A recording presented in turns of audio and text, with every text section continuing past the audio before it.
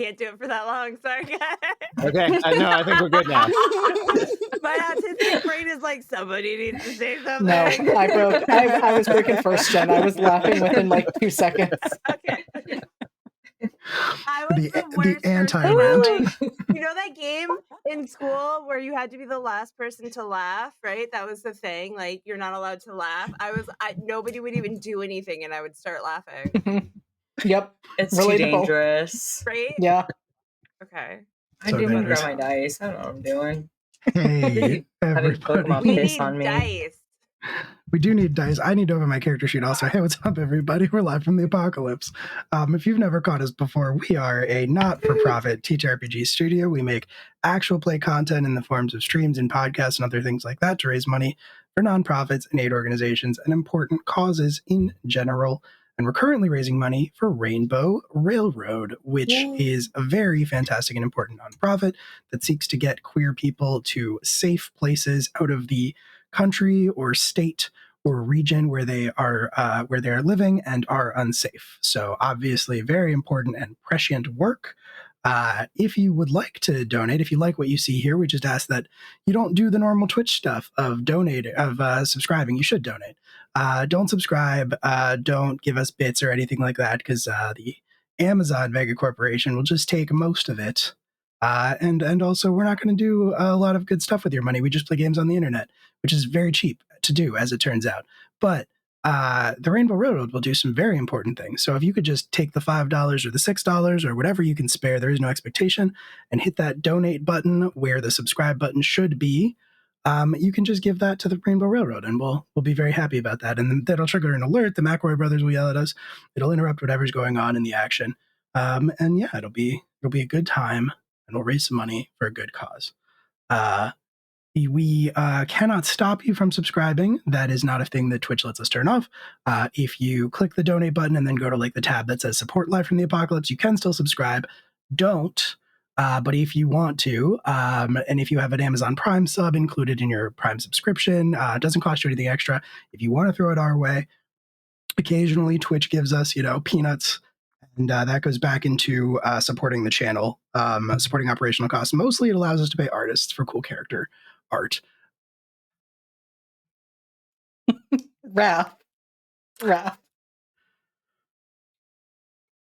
was amazing. I'm pretty sure /unmod is a thing, right?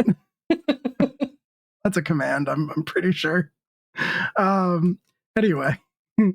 If you subscribe, you can. It supports the channel so much as Amazon will allow us to be supported. But just be aware that if you do so, beloved Dimension 20 Dungeon Master Brennan Lee Mulligan will kill a dog. He will murder one dog for every month you've been subscribed to this channel. We might have hit a record last night. It's a lot. I don't know how many it was. It was a lot. It was more than 69. I'll tell you that much. And that's that. That's a bit that we do that is funny, probably. I think that is pretty much all of the stuff. So I'm going to turn over to Alex, and then we'll do some introductions. Great. Hey, everybody.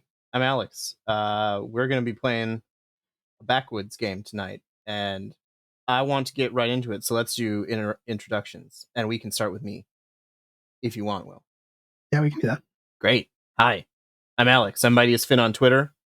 I have the pleasure to be your Ramwitch artist this evening, and that's all I have to say for right now. No.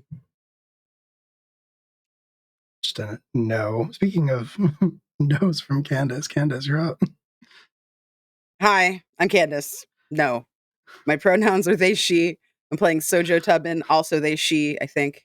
Yes.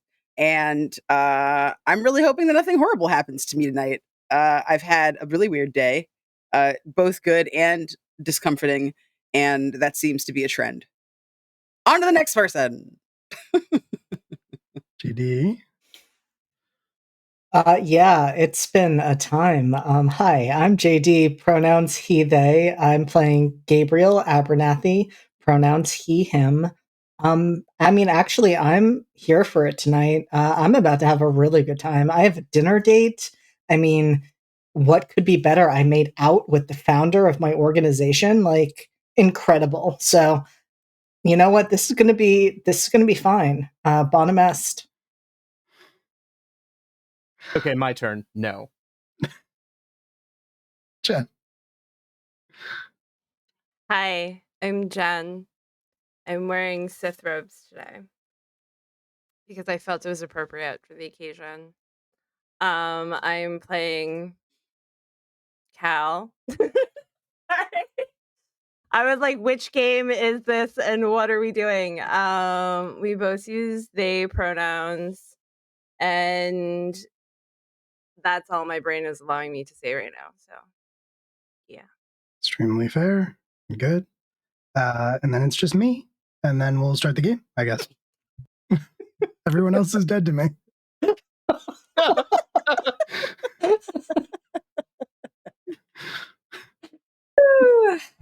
Hello. I'm dead. I'm Charlie. Wait, no, I'm Raph. I'm Raph. I'll be playing Charlie tonight. And all I'll say is Mewtwo. Should have trusted my instincts. Hi, my name is Will. I'm one of the storytellers and the organizers here at Live from the Apocalypse. I'm playing Reese. Or am I? Is his name Reese? Who knows? We'll find out maybe. Both he, him. There's a social media handle down there somewhere if that's what you're into. It's totally fine if not. There'll be plugs and stuff at the end. We do a lot of stuff here at Live from the Apocalypse. But I think that is all of the important stuff. So, done with the intros. That's good. I'm just going to take one quick moment to apologize that I am not in costume tonight when everyone else looks fantastic. My partner is away, which means that all of my spoons are going towards making sure that I and my tiny dog eat and survive. That doesn't mean laundry has happened, but it will, I promise, for next time. So, here we are. We'll do a really quick recap. These 5 individuals were invited by mysterious note to the ruins of a very famous hotel that burned down 100 years ago on Founders Day. And Founders Day is here again, and they have arrived at the hotel to find it in terrible condition, completely charred and burned.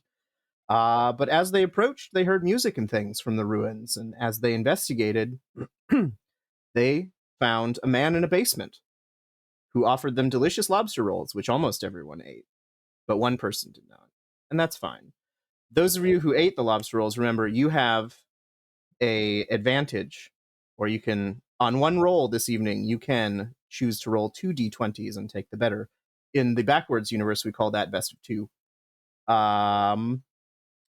The figure asked everyone to investigate a murder, and the murder victim is the person talking to them.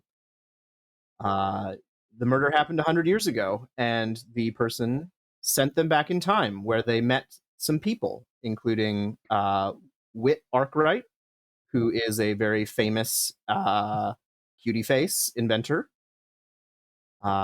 We also met Fisher Ames McDonald, a very handsome and dashing man of mystery. Maybe he runs a secret society. Maybe. We also met the richest woman in the American lands, Duchess Des Moines, who was very upset that Cal's recorder had been stolen and made a big scene about it. And finally, we met Vanderbilt the First, who built this hotel. But it was weird, because when we first saw him, he was a very old man in a sort of tattered Uncle Sam costume. But the next time we saw him, he was young and vital and handsome and very, very smiley and excited. Yes, Will, he was. And I think before we have a moment to revisit or to continue what was going on in Dahlia's restaurant at the Skygate Grand Hotel, our camera is going to open up on the ruins. Same night that you all went back in time. The moon is out. The wind is howling, but again, there are no plants, no trees here to catch it. And even though that wind is howling really strongly, there is a stillness about the place. And camera sort of pans down, and we see a figure walking up the gravel drive that leads to the hotel. Its 6 legs have razor sharp hooves on them. It looks like a deer with a large, majestic rack of antlers that could be terrible weapons. Antlers are racks, okay? Just saying. To be clear, I was laughing at Candace laughing at Rack. Okay. I'm sorry. I don't mean to be disruptive in the class. Right. So it walks up, the blood on its antlers still black in the moonlight, and it gets to the doors of the hotel, and it stops. And it lets out this almost human bellow of anger, frustration. For a minute, nothing happens. And then the caretaker just sort of appears in the doorway. And the 2 figures, the not deer and the ghost, stare at each other. Until finally, the caretaker reaches into his pocket and pulls out a watch and says, "You're early." And the not deer, its eyes sort of narrow, and it lets out a snuff from its big ol' not deer nostrils. The caretaker sort of sighs and says, "We've been fighting this war for 150 years. Are you sure you couldn't wait just a few more hours?" And the not deer is agitated, like there's something in its posture that indicates that it's not willing to wait. But something about it means, or it can't go forward for some reason. And the caretaker looks around and says, "The ones that you serve can't come through until the witching hour. By the ancient pacts and agreements, my agents must have time. That is what we agreed." And there's a moment where the not deer takes a few steps back. It seems to be subdued by this information. And the caretaker sort of smiles. And that smile turns to fear when the not deer raises up with its antlers and brings its head down onto the caretaker. And the antlers pierce its body. And it lets out a cry, and the entire hotel shakes. And the caretaker falls to the ground, ash and soot streaming out of its wounds. And with very great effort, the not deer takes a step over the threshold. And then another. And it very casually just tramples the caretaker underfoot. And it gets into the foyer, and it leans its head down to the floor, and it starts snuffling like a bloodhound trying to find a scent. There's a cough from the threshold as the caretaker coughs up more soot, and he says, "Your masters will not reward you for this. The pact is broken." And then he just sort of disappears. And the not deer, with one more derisive snort, has found a scent. And slowly, it enters deeper into the hotel, following the path that you all took. Anyway, back in Dahlia's restaurant. Unnecessary. How dare. Anyway, Unnecessary.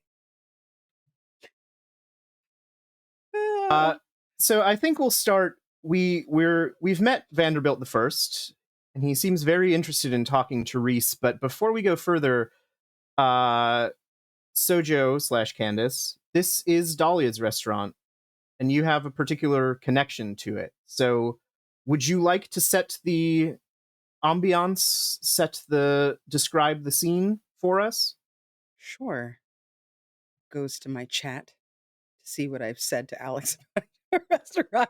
To be fair, I'm being a little cruel here because Candace sent me a lovely description and I just want them to say it because it's very nice. It's okay. I'm gonna do it, I think.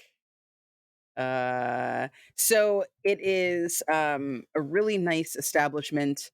It looks kind of upscale, but like recently renovated kind of situation. Um, Almost like someone tried to take a more cozy kind of aesthetic and elevate it to be a fancier, kind of more decadent establishment.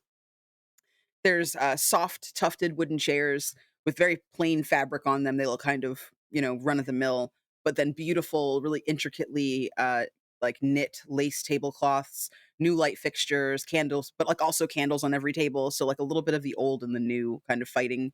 Um, and like new, obviously. There's mismatched porcelain and china. So like by our standards, that's like boho chic, but here it looks a little rugged, I guess. Not as classy as perhaps you'd expect an establishment like this to have. There's real silverware, but like the napkins are all kind of plain. Sort of like a little bit of a mismatch of things. The back has kind of a large window, like almost like a bay style window, but with like a little bit of a nook, and that's kind of where like the best table in the house would be. During the day, you can see out off of the mountain, everything, have a really nice view. And then at night, like a lot of the moonlight and everything can shine in there, and it's very like romantic and stuff for dates. Um, there's also a piano in there.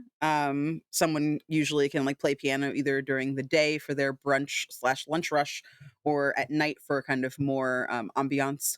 And then a small bar where like the food is held after it comes out of the kitchen before someone brings it to your table. Fantastic. I would like to eat there. And you all are about to eat there. So I think apart from Vanderbilt the First, who, as we recall, is now dressed in a very nicely tailored, almost like new Uncle Sam costume, but it's all white.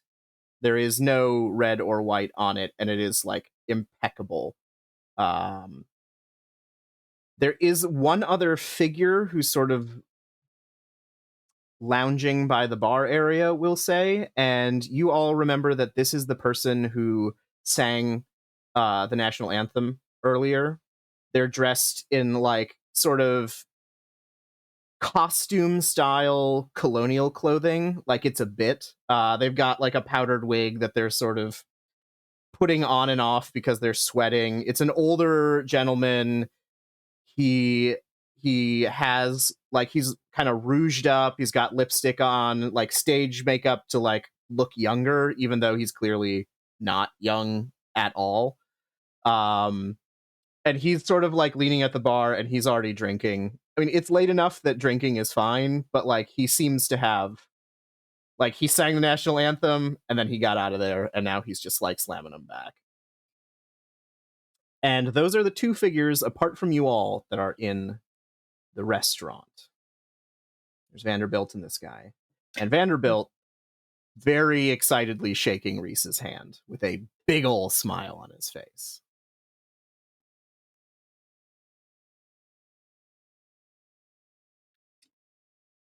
Nice. Hold on. Oh, no, I am unmuted. Cool. Nice to meet you. Oh, I think the pleasure's all mine. I have a pot of coffee. Why don't you come and sit and we can talk? Is he trying to lead me away from the rest of the group? He is gesturing to the nook window that Candace had described earlier, which is indeed a pretty intimate space, not for more than two, I would say. Sure. Okay. Yeah, Reese will nod and follow him over there cautiously. He'll shoot a look at the others, like, not sure what this is. And yeah, let's go have coffee with him. Why not? All right. So he takes you over to the nook, waits for you to sit down, and then just sort of very elegantly gets into place across from you. Pours you a cup of coffee, pushes it over. So, here for Founders Day. Yep, sure am. Love the founders. Interesting. So many people come here, but I don't think they have that in their heart. Loving the founders? Yeah. Can imagine why not. What's not to love? None of us would be here without him, right? Maybe. Is that in yours? Do you love them?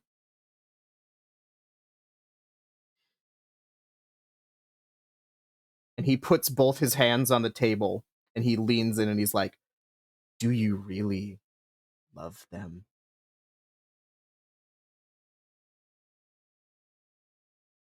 Or is it something else?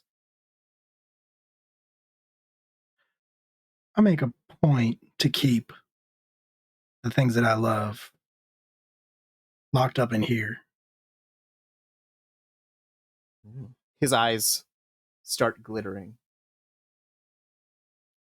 And once you've, touched your chest and moved your hand down, he reaches out and like puts a finger. It's like, Just gonna stop his wrist before he touches me. I don't want that. We're not doing that.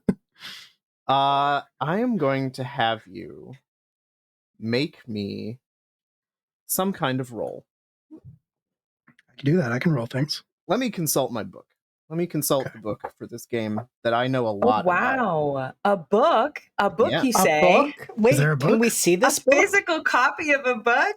Oh yeah, this book right book? here. Wow! Backroad. I know. Yeah, it's a pretty good book. I hear the writer are pretty cool.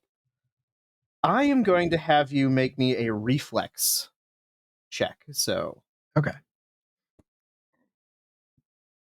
So is that rolling with my bonus, trying to get under the...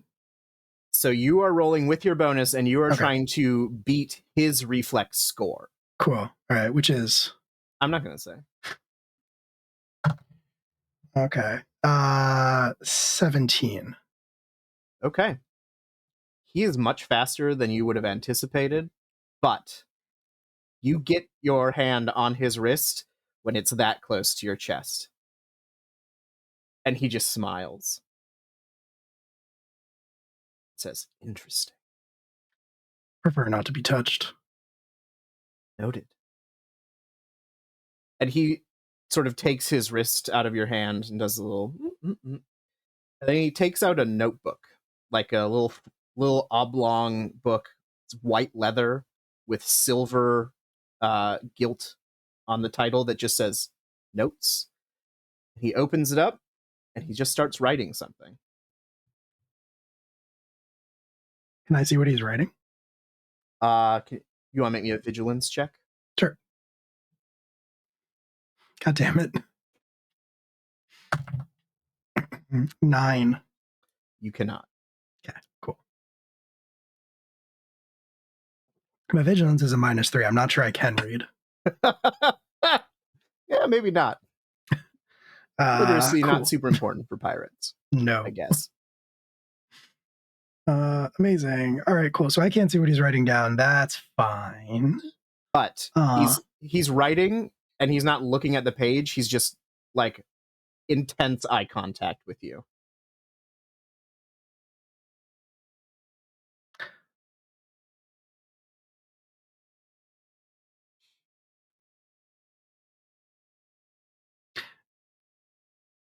Was there a was that your father earlier? Gave the address? No.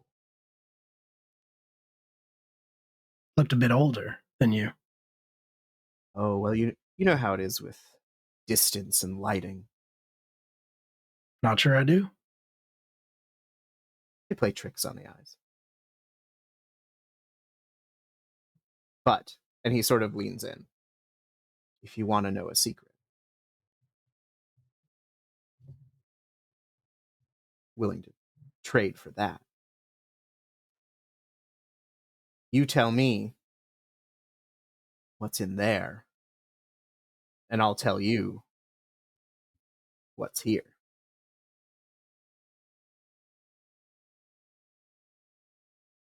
And at that point, someone else walks into the restaurant. And everyone can see this because the Nook sort of looks onto the door. It is an older black man who is wearing the uniform of the wardens, which are like the federal sort of police, for lack of a better word. But his is extremely ornate. It's like a dark blue with a long coat that's got double brass buttons. It's got golden epaulets and the sort of gold ropes. He's got a very short gray beard, and his mustache is like waxed up into sort of Kaiser Wilhelm style, like sharp, pointy mustaches. He's got very long gray hair that's been braided into these very narrow braids and sort of tucked into a bun at the back of sort of base of his neck. And he looks around very sternly and he says, "Does anybody run this place? What sort of slattern is in charge here?" Reese will look meaningfully at Vanderbilt.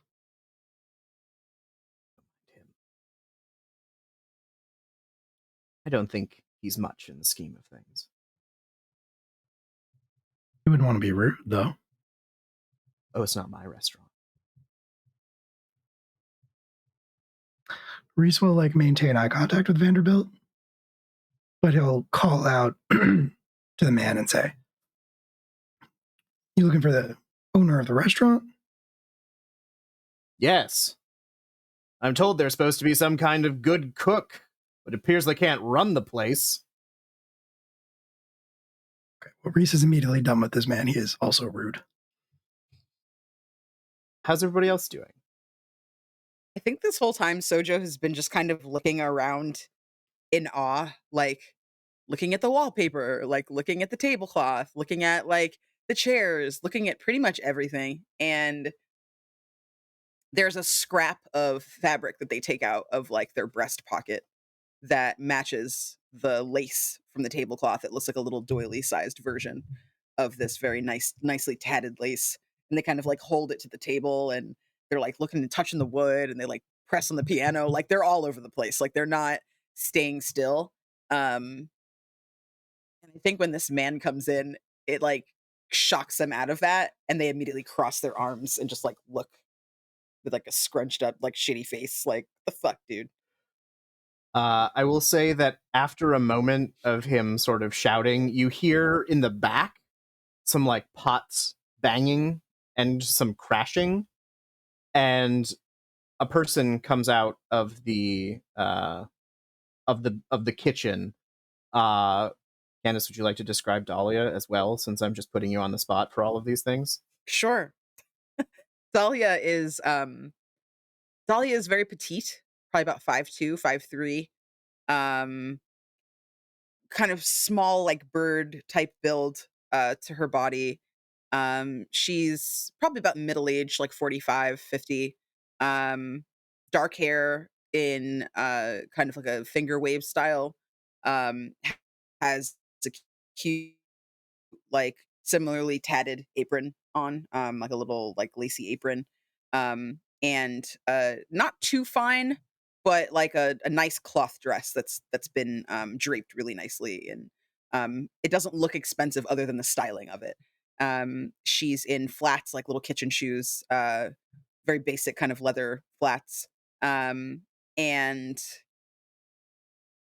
I imagine her countenance is very mild. Like she's not really someone who raises her voice a lot. Like she's someone who's just kind of a diligent chef and creator and isn't really like tough. When you look at her features, it's clear that this is probably an ancestor of Sojo. Sojo has like broader features and like a much larger build. Sojo's like 6'1", and huge shoulders, very big and buff. But there's a softness to this woman's face that doesn't appear on Sojo's. So Dahlia comes stumbling out, and she looks frightened, worried, there's someone shouting, but she like comes out to the bar and is like, oh, I'm sorry, and then she looks at this man and she just starts beaming, and his own features go from very stern to just like warm and smiling, and she says, Uncle Robert, what are you doing here? I had no idea you were gonna come. And he's like, oh, well, found myself invited, and, well, I had nothing better going on, and I hadn't been to your restaurant yet. He sort of walks over and gives her a hug, and they sort of, like, fall into chatting. I think Sojo, like, sees that and, like, loosens up a little bit. And, like, kind of just, like, walks around the two of them, not really sure, like, what to do or say, and fixes their eyes over at the table where Reese is. All right. We will go back there for a moment, because Vanderbilt had a proposition for you.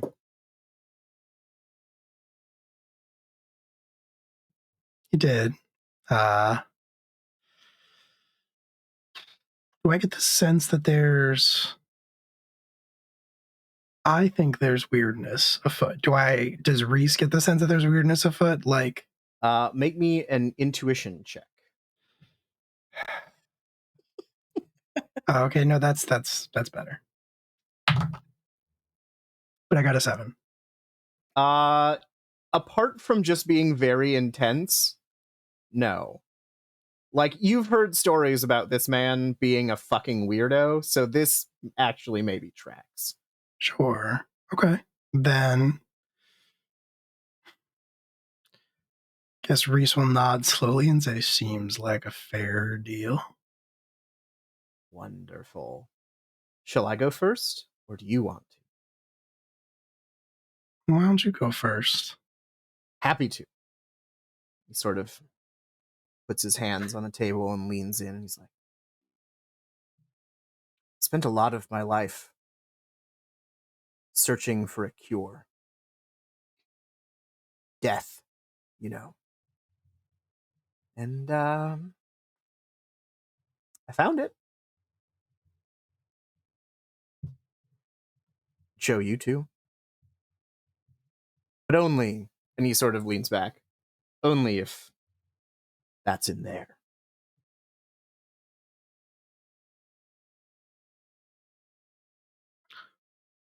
Reese will nod. And you want to know what's in there. I do, very much so.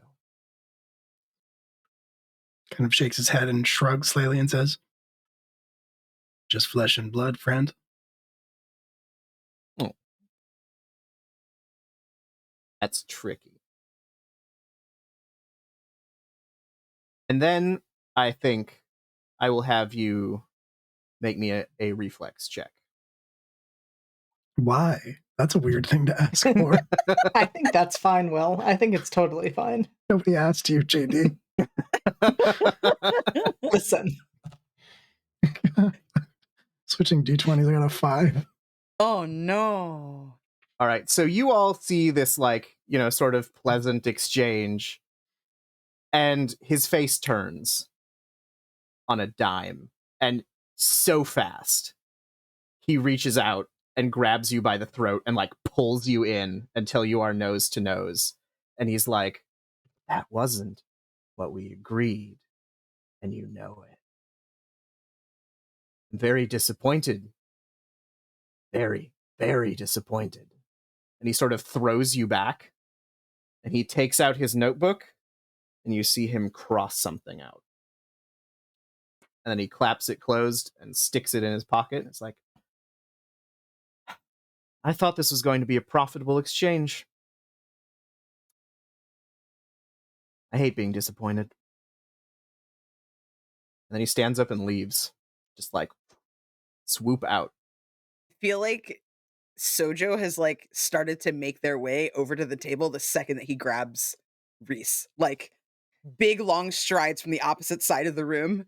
I don't know that I would get there in time, because he seems very fast. But He is. I will say you can probably get there by the time he's sort of like making his exit.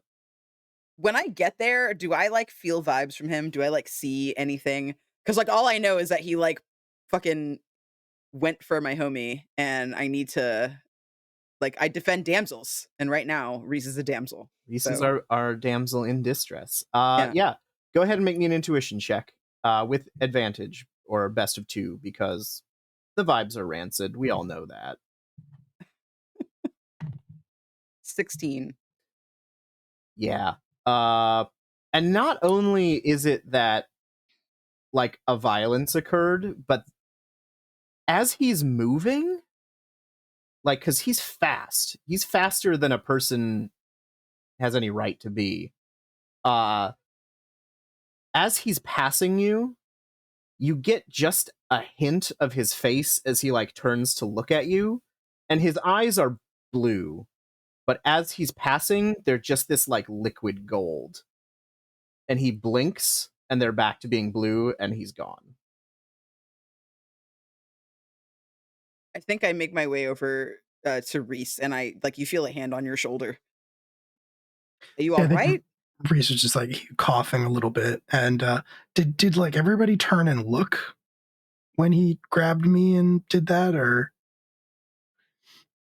Do you mean if the other NPCs saw this? yeah, this is a crowded restaurant, and he like grabbed me and then like threw me back in the chair and probably made a bunch of noise. I don't know. I'll say that the warden, Uncle Robert, and Dahlia are probably a little too engrossed in what they're talking about, but the singer at the bar absolutely is like looking at you, and it's clear he's a little, but he's giving you the like, that was weird look. Yeah, I'm fine. You sure?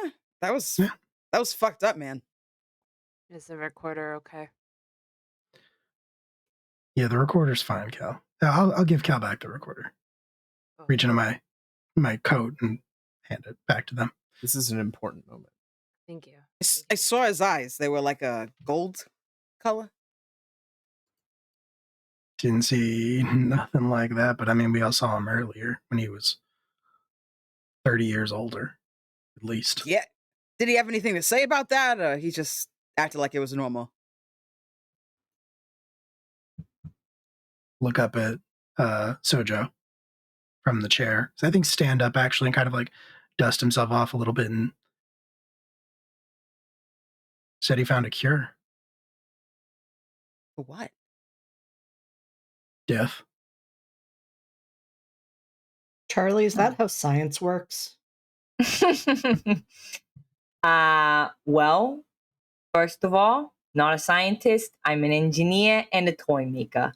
But are you sure it wasn't his dad? Like, it looked about, roughly dad, son age.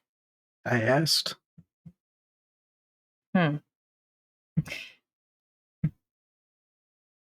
Yeah, I don't know.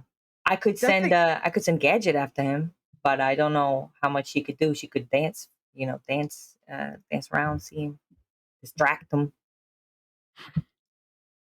Kyle looks at Reese and goes, next time you have the recorder, someone's being mean to you, you can just do one or two things. It's great. You can either hit them on the head with the recorder, or you can play it really loudly. And for some people, they don't like it. I don't know why, but it might help next time you're in that situation. And then Cal will just kind of like sit back, and that's like their way of letting you know that they're glad you're okay. Well, Reese nods. Says, can't imagine anybody not liking that. I know, right? Strange folk around these parts. Are you all right though? You Fine. I'm fine. I've been through like much, much worse you than... didn't eat that lobster roll, so you're probably hungry. I did eat the lobster roll. You ate part of Did that you? lobster I roll. ate part of the lobster roll. I had enough of the lobster roll. It was a bite. Look, I've done more with less, all right? I'm fine. I liked the lobster roll. It was good, right? Yeah. It was the best. It was really good, roll Cal. I've ever It's all had. courtesy of that little lady over there. You I see her? wonder if they make their own mayonnaise. Yeah. They must. Yeah, I mean, my family doesn't do anything half-ass, Oh, that's family. right. That's right. Yeah, Wait. that's well, I don't want to. I'm not trying to brag or nothing, but yeah, that's my ancestor. Do you see the resemblance? And they're like gigantic compared to her. Mhm. Like they look facially sure, but like they're like fucking. You see? Yeah. Yeah. Yep. Twins. Absolutely. Honestly, you all could be twins. Mhm. Right? It's crazy. Wow, it's awesome. It's like taking a step into the past. It's I mean, a little, satisfying. That's what we did. literally. Yeah, you know. Yeah. I At this think point, our singer friend is sort of like unsteadily walking over to you all. Also, this is like a booth, right? I guess booth for two. I think Yeah, we're it's a like booth for two. standing. We're standing next to the Can we nook, but we're squeeze not. sit in here, all of us? It'd be tight. But can we? Yeah, you could. Nice. The guy walks Uh, over to you. Sitting.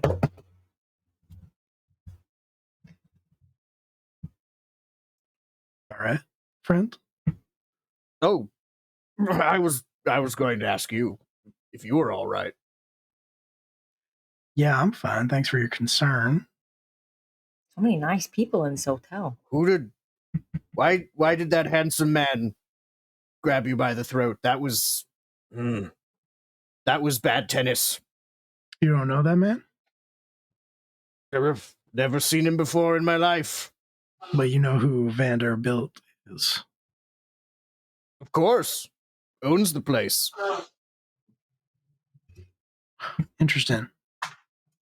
Can I roll to see if he's full of shit? Yeah, make me Sorry, an if he's lying. I don't know. This is not a family show, Okay. so you are more than welcome. You are more than Fuck welcome them to say, kids. ask if he's full of shit. Yeah, Yeah. roll an intuition check. What dice are we rolling again? D20. D20. Okay. Thank you. Wait, it's not a D100? How dare you make such a suggestion, sir? So I rolled a 17 plus 2, so 19. 19. Not only is this guy not full of shit, he is visibly confused and intoxicated. You don't think he's going if he were lying, it'd be very easy to figure it out. So no, he does not seem. So He's not telling full the of shit. truth. Yeah, he seems to be Never telling. seen that guy before. Never. Okay. Right. All right. Well, what were you all talking about that made him so shovey? you got a lot of questions, friend. Is he I drunk? think Is he that's actually victim drunk? blaming. Yes, he is actually drunk. Okay. Does Cal say that's victim blaming? Yeah. No, Cal says that out loud. Has no Oh, filter. I am so. I did not intend to anything of that sort. No. Why was he so mad though? It's Founders Day. We're all supposed to be happy. Because he didn't like what I had to say. Oh. Do you usually? No, I'm not supposed to say that. I'm sorry. Good catch, friend. He puts a big old hand on your shoulder and gets in very close. He's like, "Thank you. I appreciate it when people recognize my greatness." You got a name? Go along Everybody with all has that a greatness? name. Everybody has a name. Mine. Boyfriends sometimes don't. Yeah, they have numbers. That's true. No, my name is Thomas Mannheim. They call me the Steamroller. Yeah, I was waiting for that. All right, cool. And all of I'm you would afraid to know. ask. I'm not even going to make you make a history check because Thomas Mannheim is the most famous singer in the American lands. Is he still alive? Oh no, he died in this fire. I was like, wait a minute. But his recordings are still being re-released and Heard that. repressed. Okay. He's very famous for doing Britney Spears's catalog in like a loungy style when he was younger. So that's how you would know him. But it's like meeting an Elvis or a Louis Armstrong, like just a major personality. More of a Bachman Turner guy myself, but Thomas Mannheim's pretty good. Well, all respect to Messrs. Bachman and Turner and Overdrive. Every single one of them, a gem. Absolutely.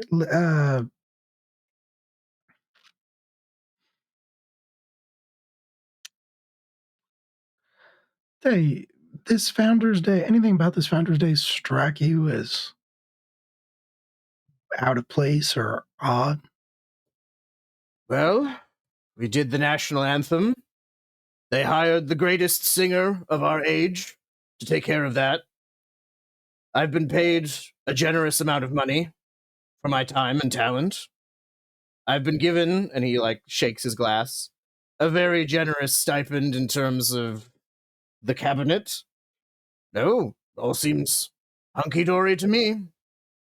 Except for the violence. That was weird. Except for the violence, yeah, right. What's Founders Day without a little violence, though? This is a day of peace. What are you talking about? Could have fooled me. Yeah, you might have to tell him that. No, well, yeah, I will. Sort of downs his glass. It's like, you there! It's very late on the draw. Like this, Yeah. Vanderbilt has been gone. gone for long gone, but he's like, and just like starts waving his finger and walking out. I just slow down, man, and leaves you alone with the warden commander and Dahlia. I feel like Sojo is like the whole time is like not paying attention to any of this, just like trying to eavesdrop on this conversation between these other two people. Just to kind of hear like I'll have you make me a vigilance check. They have like an idea of how things went, but like not the connection to the bigger picture. Oh no. Nope. No. 3. No. Do you want to use your free reroll? Oh yeah. I feel like there might be a more important one, but this seems also important. All right. This is historically important. All right. This is backstorically important. 6. Can I give Sojo my advantage? No. Unfortunately, we cannot transfer. But what I will say is you are trying to eavesdrop and you're being like nonchalant about it. And so you don't catch what they're saying, but the way you're positioned, like they're focused on each other, everyone else is focused on Mannheim Steamroller. You have a decent look at the kitchen door, and in a moment where everyone looks like they're very preoccupied, another person walks out the back, clearly trying to like not be seen. And you recognize them. It's Duchess Des Moines. And her attire is a little askew. Her very elaborate hairdo has slipped just a little bit, and she like puts it back into place, wipes a little lipstick off of her face, and is like scurrying out the door. Can I take some steps? Absolutely. I think I see her like sneak past, and like I'm realizing I'm not hearing anything that they're talking about. And I've seen that look before.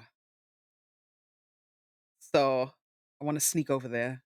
Just like catch her like right in the doorway, like right outside the restaurant. Okay, yeah, we'll say you can absolutely catch her. Ma'am? Oh. Oh. And she looks at you, and you see her make some sort of connection. She's like, and her face was this sort of like bland surprise, but it gets knowing and like much more intelligent. And she's like, Yes? Do I I know you? you don't. You're acquainted with my friend Cal. Uh, they've got a recorder. You saw them with earlier. Oh, yes, the young one with the recorder. Mhm. Yeah, yeah.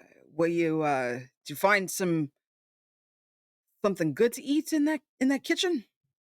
Oh, yes, I've known Dahlia for a long time, and she just lets me go back and eat whatever I'm feeling. I see.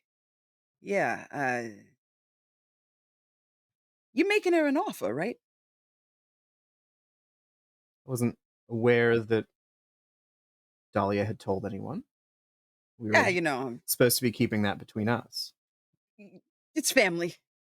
Family stuff. Do you need anybody to accompany you to anything tonight? I mean, you're a wealthy woman. It doesn't seem to have any kind of security. That seems like it might be a little bit of a disaster. Oh, well, that is very kind of you to offer. And her eyes flick over to Dahlia, and then they flick over to Cal. And she's like, Hi. I appreciate the offer, but I think I might be otherwise engaged. Oh, Engaged to okay. who? Hey. Cal, are you approaching? Yeah. Like, I didn't hear any of that conversation except for I'm engaged. She's like, Oh, no one yet. But she reaches down and pulls out her card and gives it to Cal. I'll look at you. Look at me, what? It's just a nice card.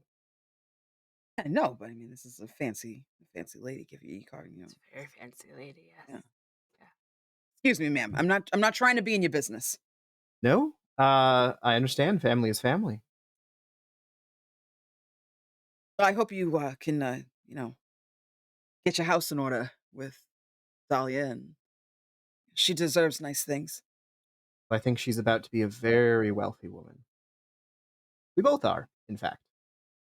Well, I already am. The blush that runs like, it's not like a flattered blush, it's like a what the fuck blush that like runs from like the third hand shirt that is on Sojo's body, and like the ratty restitched jacket, like army jacket that they're wearing, like it just comes like out of their like collar line and up their face. Yeah, she's about to come into some money. The Duchess is her first name. It's not her title. Duchess gives you a nod and just sort of sweeps away. And in that moment, two other figures try and pass through the door. One of them we've already met. Tall, cutie face. Wit Arkwright has come down for coffee. And they are accompanied by an individual in like a 1960s James Bond tuxedo. This person is equally tall, and they are wide, and they like just pure muscle, and they look like Clark Kent, like square face, spit curl, dark hair combed over. And Wit gives you both a nod, and the other person just sort of like pushes past you both. Oh, excuse me. Rude.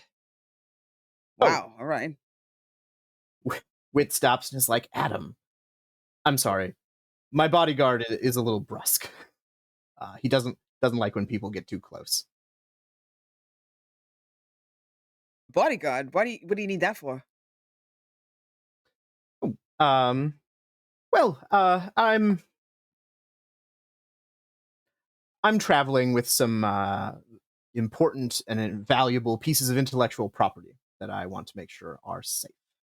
Ah, and he's clearly not smart enough not to tell us that. That's why he has a bodyguard. Yes. Adam is sort of like grabbed Wit's arm and is like, your enthusiasm does you credit, but we did come here for coffee and not revealing of secrets. And Wit is like blushing and like, you're absolutely right. Forget I said anything. It's supposed to be a big surprise. If anybody wants your secrets, it's Charlie, but I mean, they can keep a good secret. Wit looks over at Charlie, who I assume is engrossed in conversation with Gabriel. 100%. We're absolutely discussing the skull and the rust. Yeah, it's definitely And- out in Gabriel's hand. They're like smushed in the booth together. Inspecting their rust. So much smush happening in this booth right now. But they come in, they order some coffee.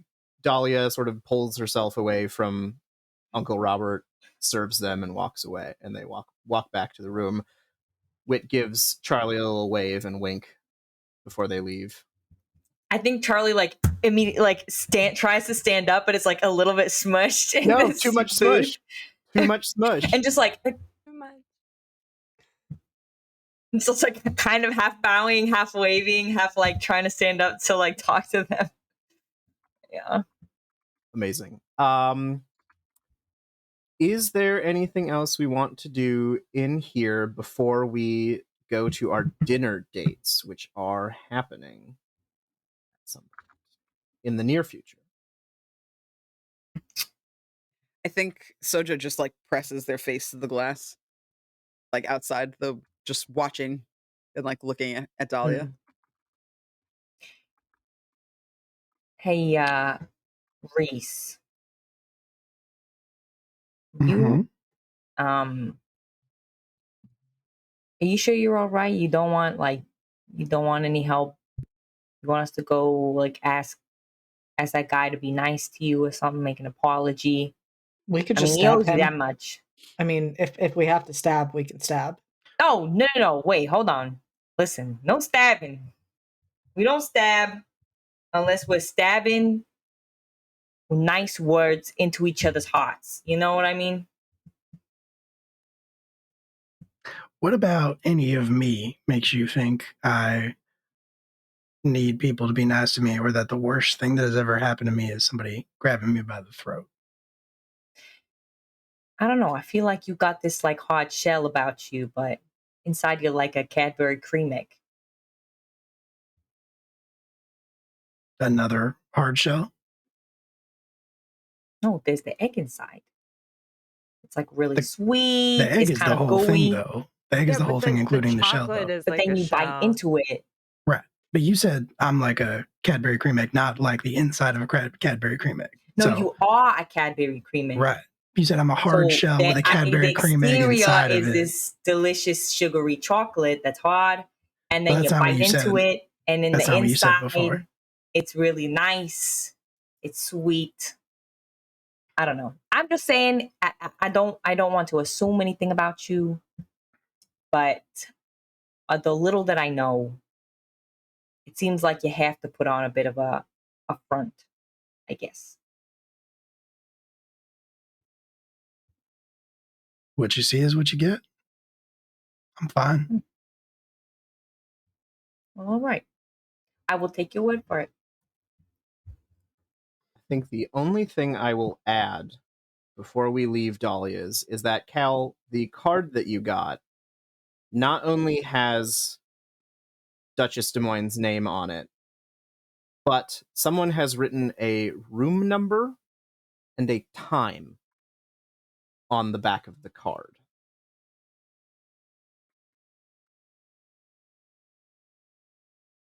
And that time is 7:15, which would be while everyone else has a dinner date. I don't have a dinner date, right? You don't at the moment. You had your little chitty chat with Vanderbilt, so I'll probably stick around then. okay. See if anything So- interesting happens. All right. Anybody else going anywhere? Getting yourselves cleaned up? I think Gabriel does try and at least walk with Charlie, and since he knows that they both have dinner dates with people that they admire, he is going to ask, so what do we tell them about why we're here? I mean, do we just come out and say this hotel's going to burn down tonight? You know, I hadn't really considered that. I honestly didn't know I was going to have this opportunity. But now that you mention it, why don't we tell them, you know, we know it's going to burn down tonight, right? At some Right. point. Right. Let's tell them to, let's try to keep them out, or tell them to meet us outside at like midnight or something like that, right? Or I don't know. If anything, just tell them. I don't know. I feel like it's worth a paradox if you gotta save the person that you gotta save. You know what I mean? Oh, would that create a paradox? I hadn't even thought about that. I don't know. I'm, again, not a scientist. I'm an engineer. I don't really understand that time stuff. But if it does, I don't know. Seems a little bit worth it to me. It would be interesting. So you guys walking, talking, you round a corner and you see two maids. One bawling his eyes out, and the other like standing very sternly, arms crossed, and just like staring at this other maid.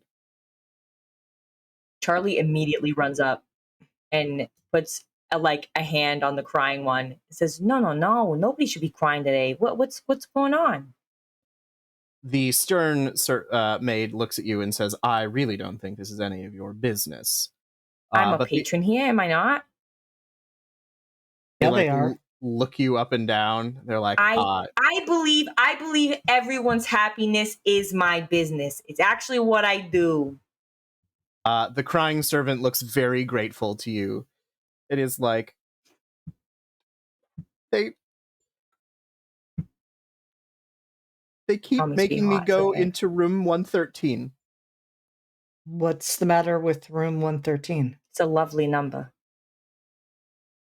Whenever I'm in there, I feel like someone is watching me. And I don't like it. And I thought I heard something, and I don't want to go back in there. What did you think you heard?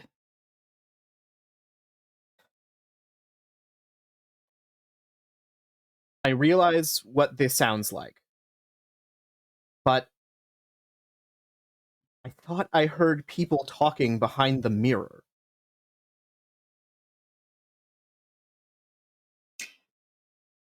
Were you Hey, in there for like you- cleaning or something?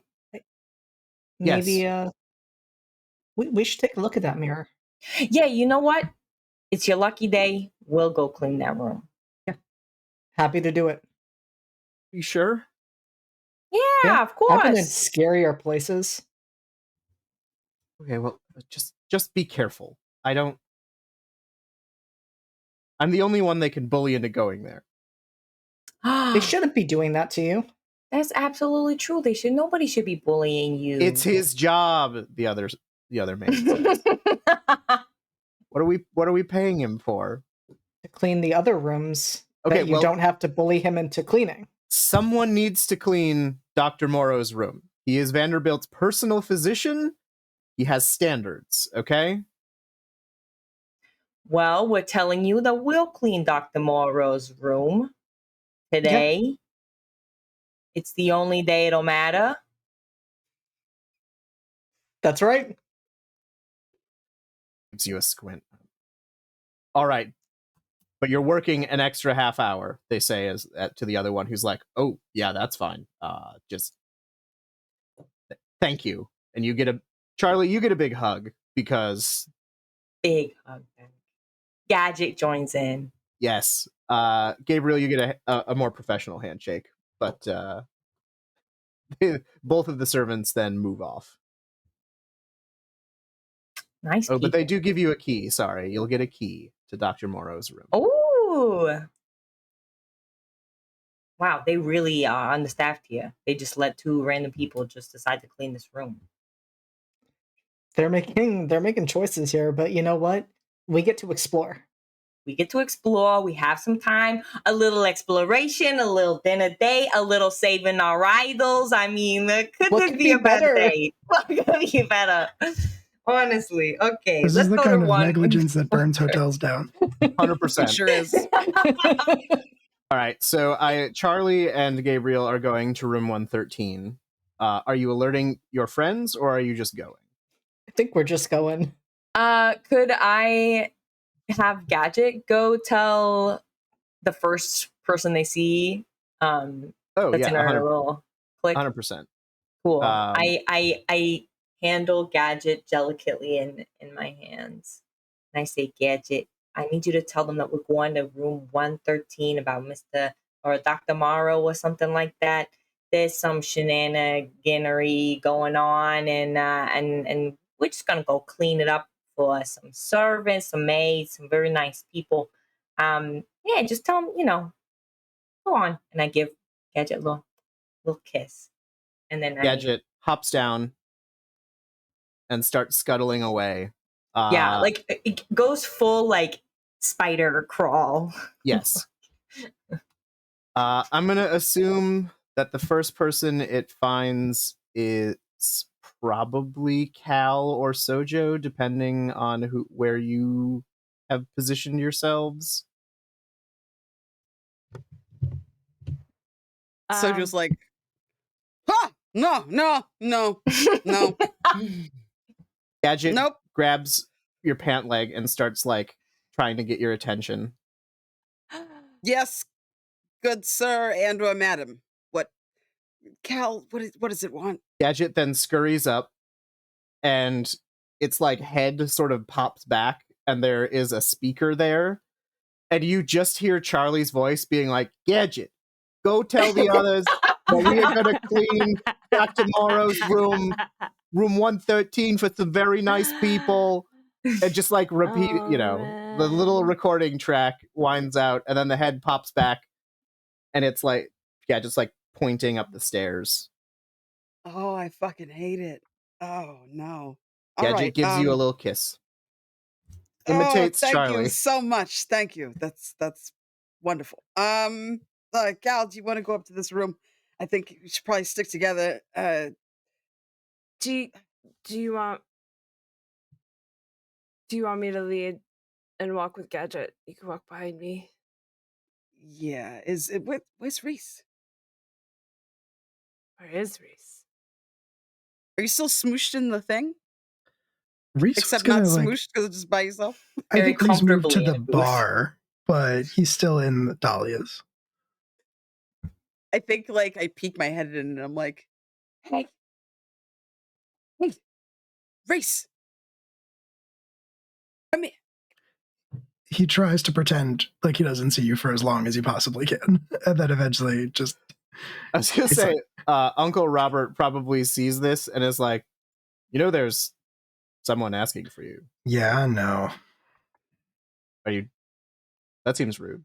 I'm like pulling my cap over my eyes, like so he can't like see my face, so he doesn't think anything weird. You know what's rude? Telling other people what's rude. And then Reese will stand up and walk away from the bar and go to Sojo. What took you so long? Oh my god, I almost got caught. It's real loud What are in you there. doing? Yeah, it's the acoustics. It doesn't sound like it from out here, but the sound just bounces all over the place in there. Anyway, what's up? I guess I'll trust you. Listen, Gadget here has a message for us, and apparently was supposed to go upstairs and clean some doctor's room. I don't know, something, but whatever. Charlie sent this creature to us to have us go. Yes, have us go upstairs. So, are you staying here or you want to come with us? Because No, I'll go with you. I don't like that they're like by themselves. Why are they always trying to kiss everybody? People are beautiful. Cal just materializes out of the shadows. Cal, Cal's not wrong. You're not wrong. I think Gadget has extendo arms and just like reaches up and takes your hand and like starts trying to lead you up to the room. Takes whose hand? Cal's hand. Oh, that's fine. Okay, cool.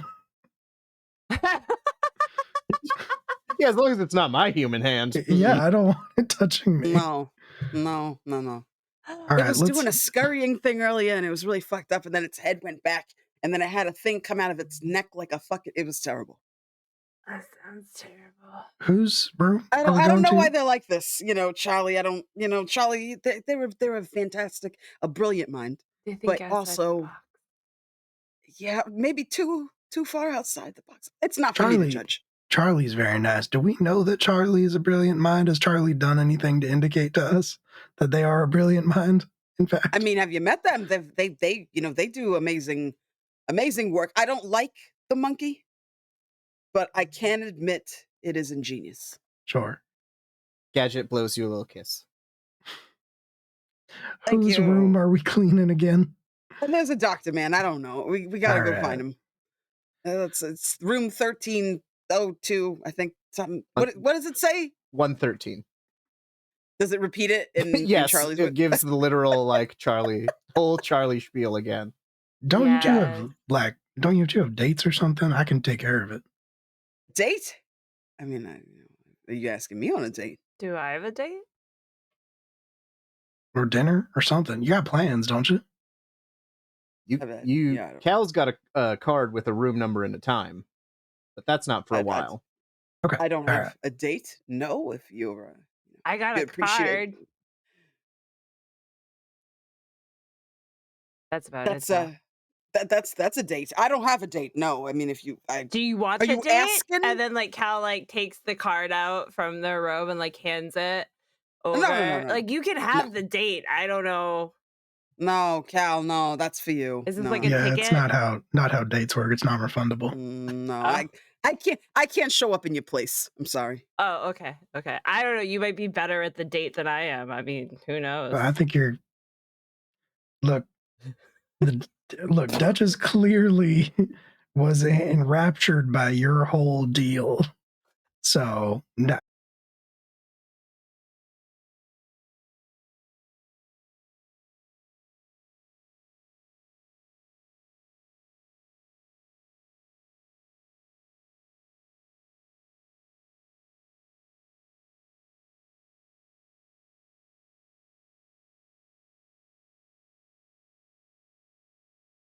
Oh boy. Wow. All right. Well, gonna put a pin in that for now.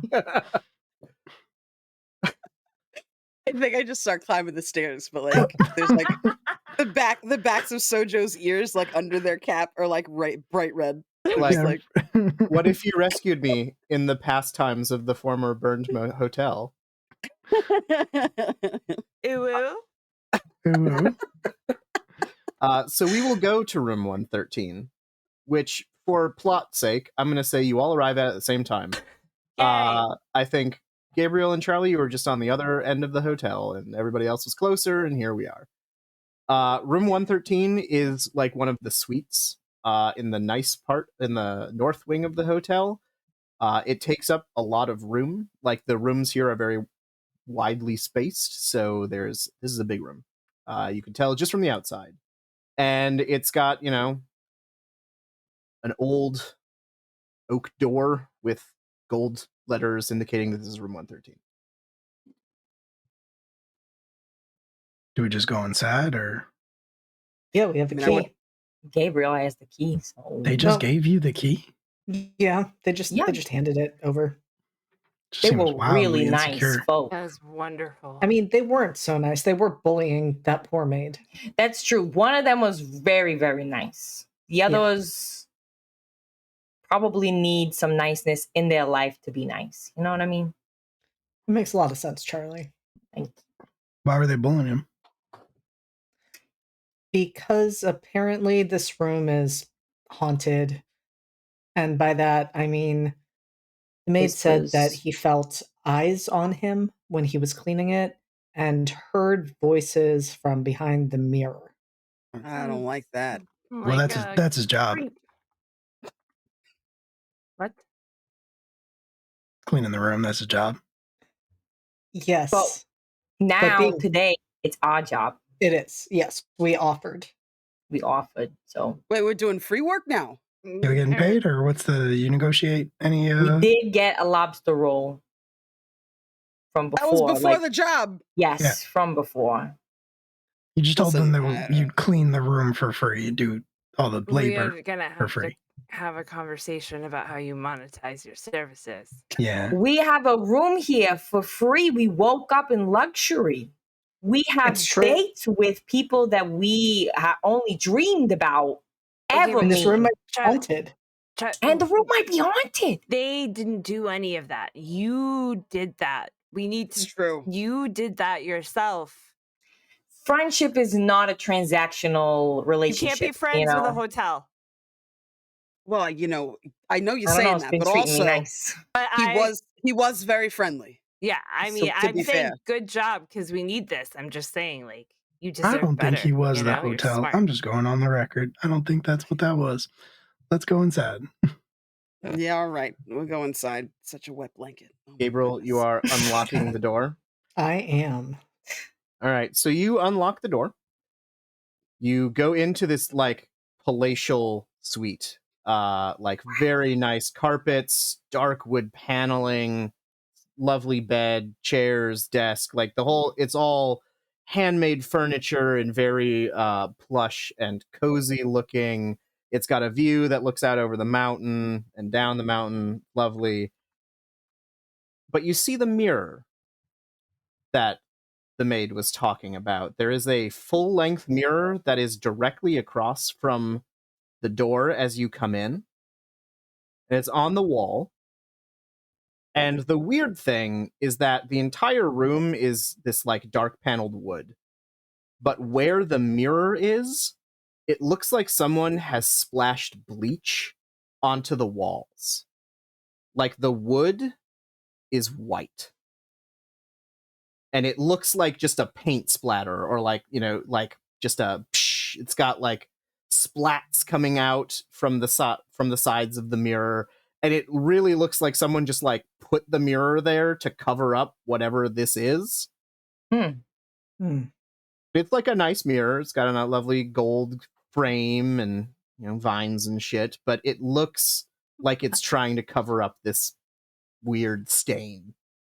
I would like to move the mirror, or see if I can move the mirror Okay. How are you doing that? with my strength. With your strength? Okay. Actually, it would be cruel of me because my notes say this can't be moved. So, you grab the mirror and you try and maneuver it any which way, and it is not coming off the wall.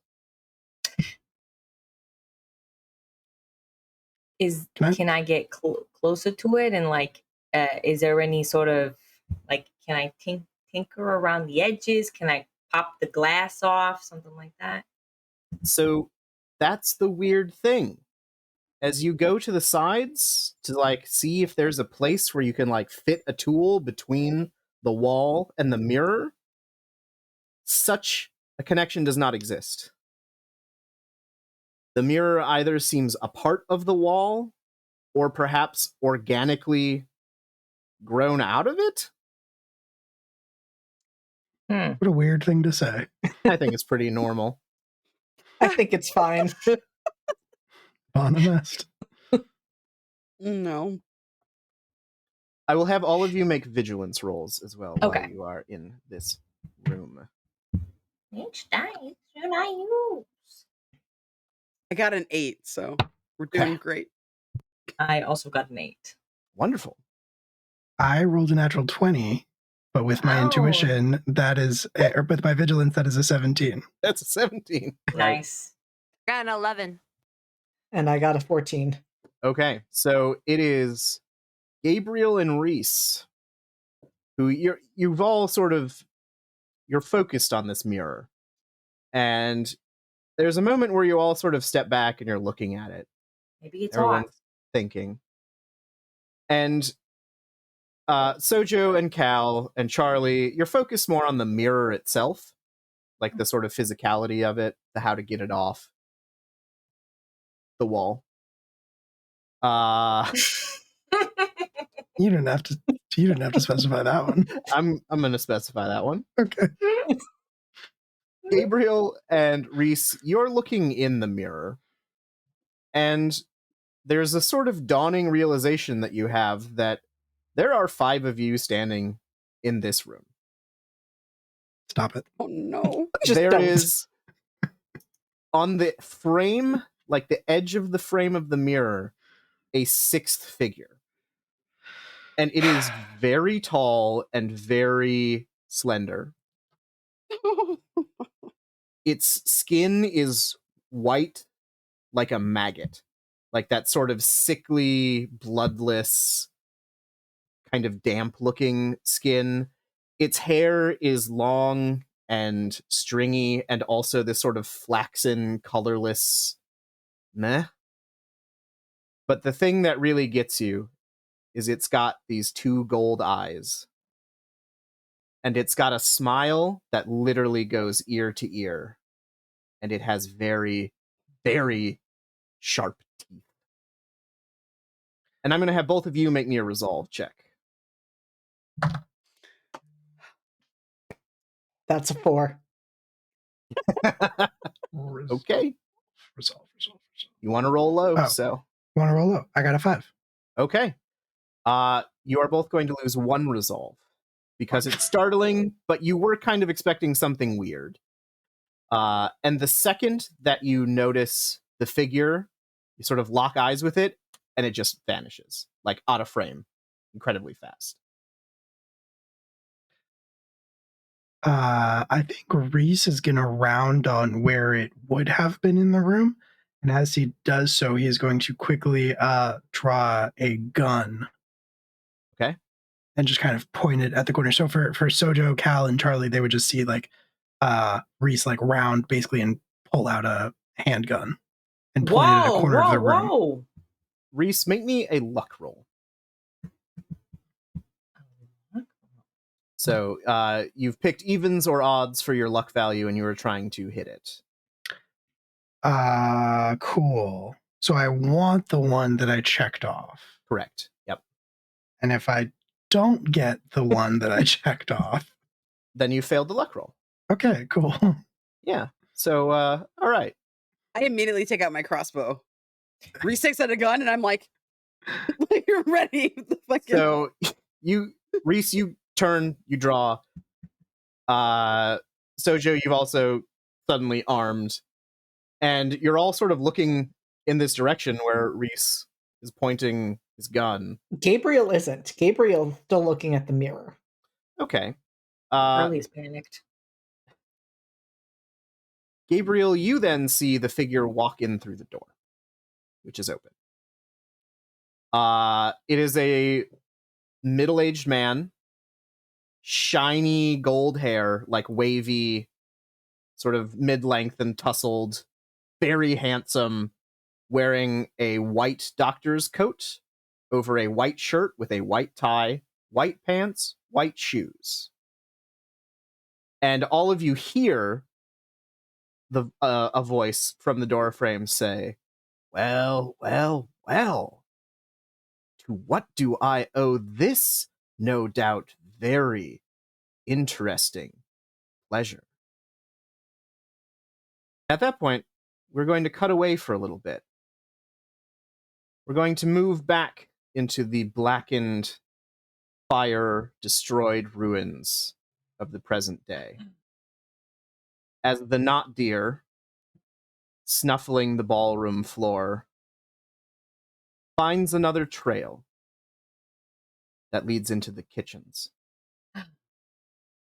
Doors are open, and it slowly, cautiously, makes its way in where it sees 5 human bodies lying prone in the middle of the floor. And it looks at them, and it's a deer face, but there's something human in its knowing sort of... If it could smile, it would. I'll say that. No. And I'm Don't gonna say that. roll. I'm gonna roll Smizing. a d6. Sojo, you are 1. Gabriel, you are 2. Cal, you are 3. Charlie, you are 4. And Reese, you are 5. And with a 6, I'll reroll. Got a 1. No. Sojo, you're lying closest to the entrance. And the knot deer approaches, all 6 of its legs crunching on the gravel. And it leans down to your face. And its tongue comes out. No. And it's forked.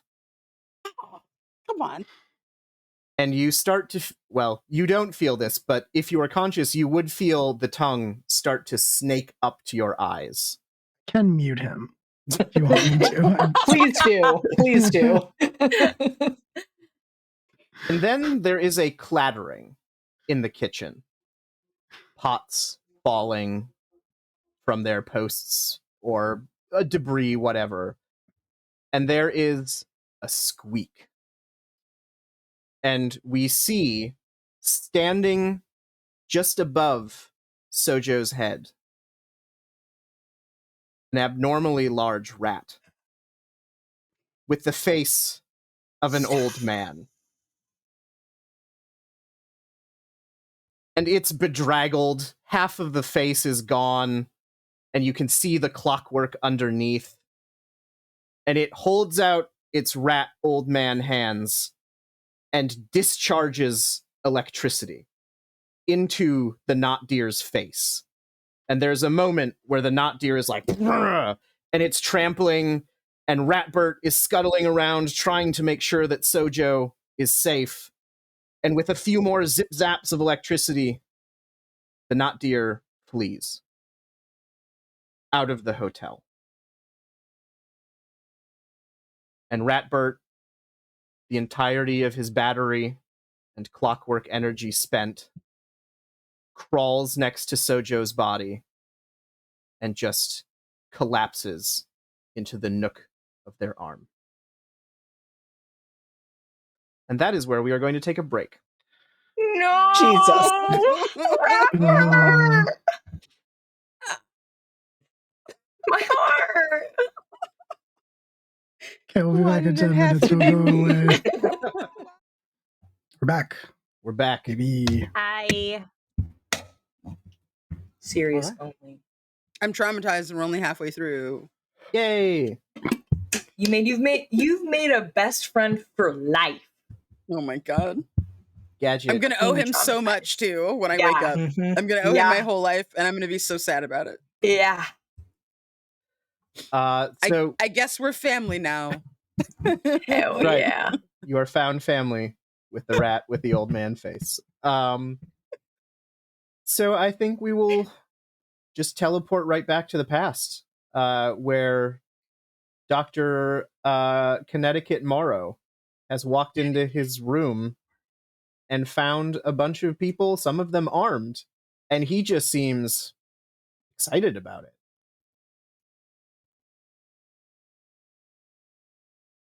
I think instinctively, Reese would like pivot and point the gun at him. Reese, Reese. maybe lower the weapon. Right. He, like, Yeah, We're in his room. Yeah, we are in his. We are cleaning. We are cleaning his room. We are, and Charlie just immediately starts like picking up whatever, like zhuzhing the bed. Gabriel We takes like are the edge of his shirt, cleaning the starts to work on the mirror. So if you've got the gun at him, he I'll is, put it.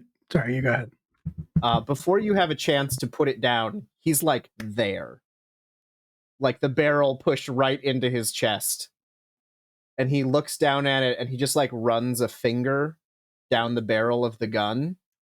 He's like, oh, that's an interesting toy.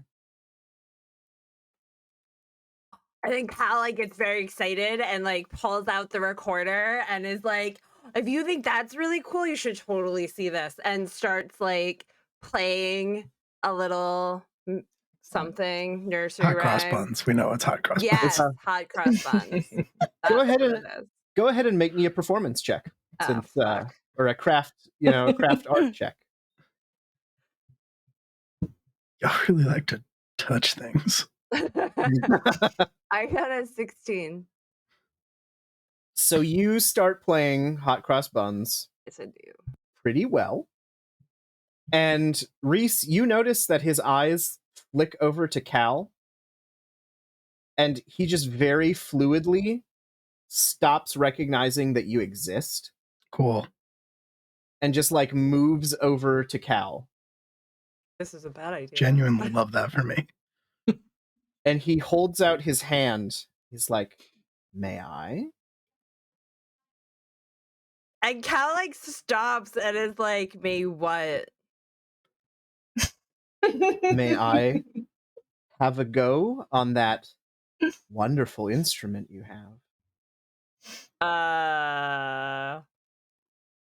Okay. And Cal like wipes the end of it on like their robe sleeve as like a courtesy and hands it over very like like you they're hesitating, but they're like, yeah, this is probably a good distraction and maybe we'll be fine. And like there's a moment where like they're both holding on to each end of the recorder, I feel like, where Kyle's just like not letting go as much as they should, and then finally like lets go of it, and then folds their arms in judgment, like, all right, let's see what skills you got.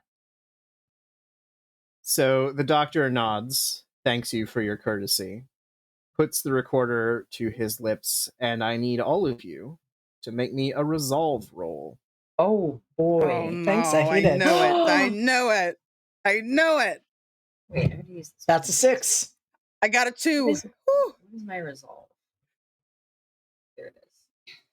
Wait, we're supposed to get under or over? Under. Under. Yep. Under. I heard that. Oh man, I got excited. Nice. And that was wrong to get excited. I got a 13. Yeah. My resolve is I got a a 5, 6. and I rolled a 12. Ooh. Mine's a 9 right now. So Reese and Cal failed, is that correct? All right. Yeah. So the doctor starts playing, and he is incredibly skilled. And the music that you hear coming out of this recorder has the tonal quality of an actual woodwind, not a cheap hunk of plastic that has holes in it. There we go. It's rude. Listen. A poor workman blames their tools, and he has nothing to blame. Sojo and Gabriel and Charlie. You hear this, and you immediately feel intoxicated. The room starts spinning a little bit. Your head feels sort of like it's cotton balled. And you have to physically, like, sit down to stop from falling over, because, like, there's something that is very disorienting about the song that is being played. And so you see, but cannot react, as the doctor starts walking backwards, and Cal and Reese start following. No. And you see the doctor press his back against the mirror and just start fading into it. No. Can I try to shoot him with my crossbow? I have Yeah, never lowered it. I will allow a crossbow shot at worst of 2 because of the effects of what is going on. Oh, because I'm high? You are high Damn it. AF right now. All right.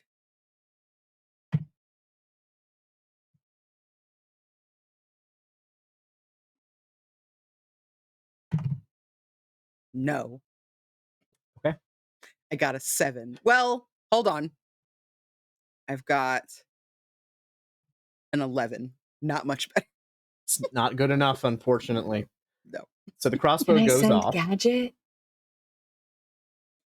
Crossbow goes off. It hits the mirror. And you might expect the mirror to break. But the bolt just passes through as though it were open air. And then the doctor is gone. And Reese and Cal are very slowly but assuredly about to go through. I will allow Charlie, if you want Gadget to do something, I think Gadget can save one of them. Can I try to save the other? Moment. Okay. Gadget, whoever is probably closer, Gadget is not like a, I'll just go, Gadget, please help them. Yeah, pick one of us, Raph. That's right. I pick Cal. How dare you? So Cal loves Gadget, and you know don't have what? to justify it. Cal, you cannot. You are focused on this music and following it, so you don't feel Gadget scurry up your cloak.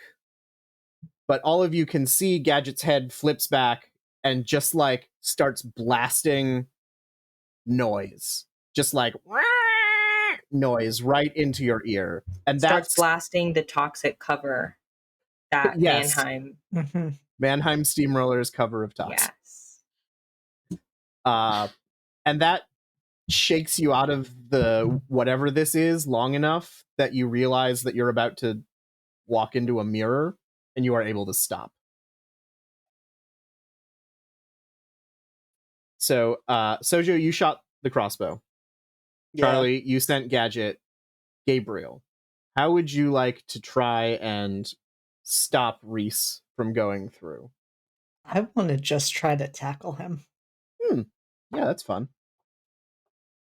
Okay. Go ahead and make me... Oh, what should it be?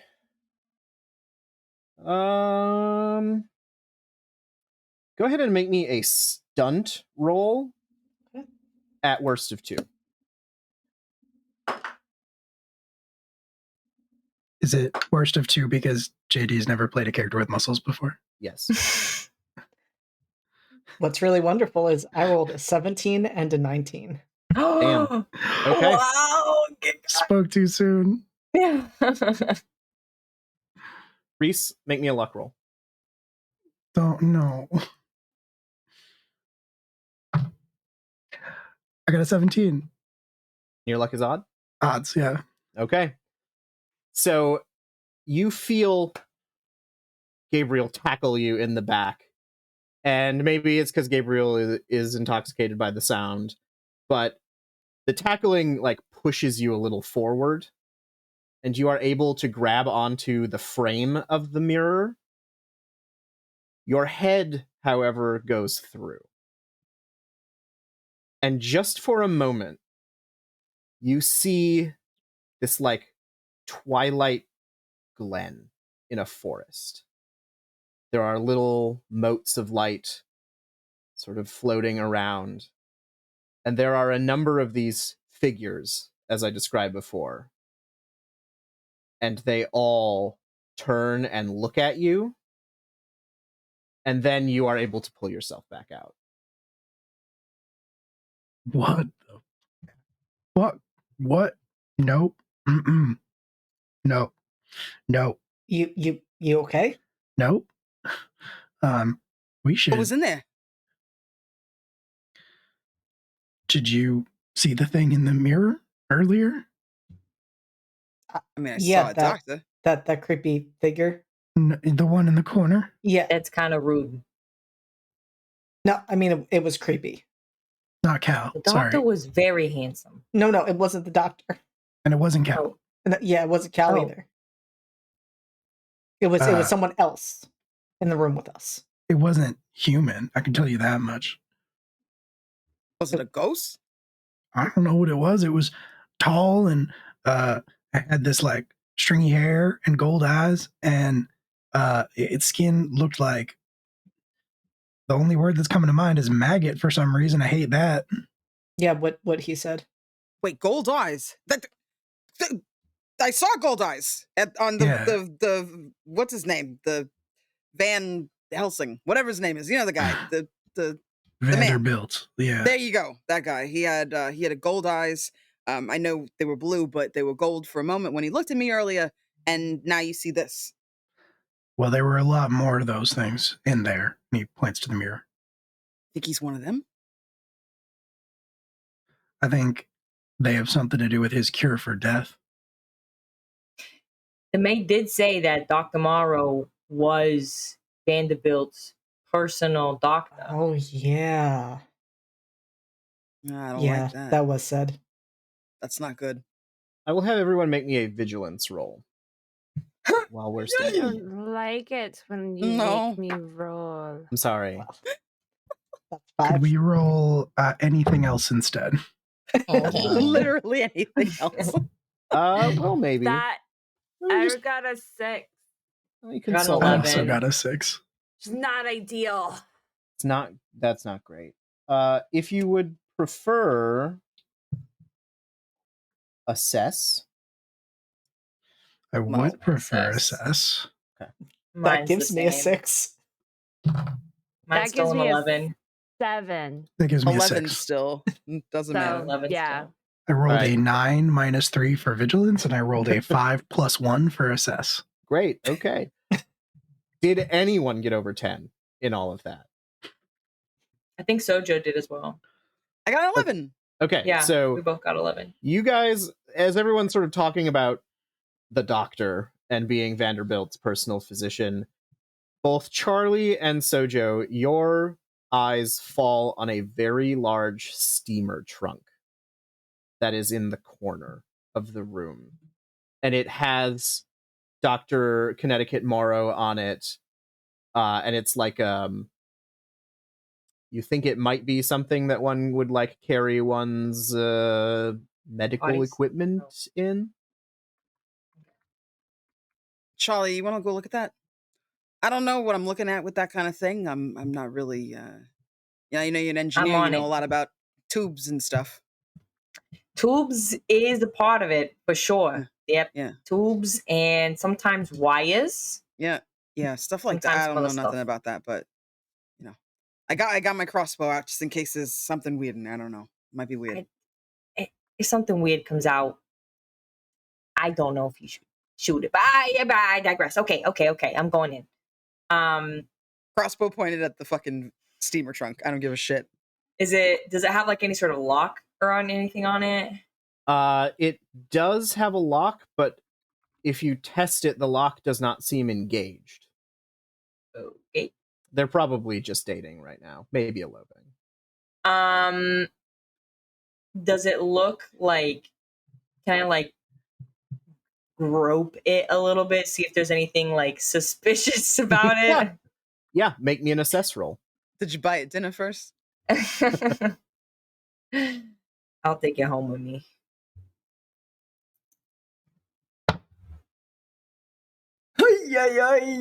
That's a 1 plus a 1 is a 2. That's a no. Nothing sus.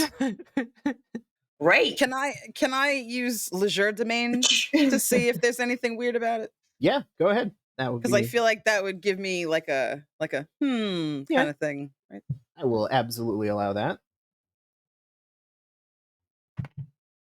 13. So you are maybe a little more familiar with trick compartments, that sort of thing. You don't find any, but as you're like sort of looking around and like trying to figure out the places where the sort of like tricks would be, at one point your hand comes away and it's got a sort of red sticky substance on it. I sniff. Blood. Do I recognize it? It's blood. I show Charlie. See, this is why you got to have your crossbow out at all times, because you got to be prepared for shit like this. Do you see this is fucked up? It's got this blood somewhere coming from something on this. I don't know if it's inside or if it's from the outside, but just be careful, all right, when you open it. Okay. I will be careful for sure.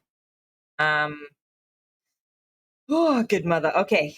And I think just crack that bad boy open.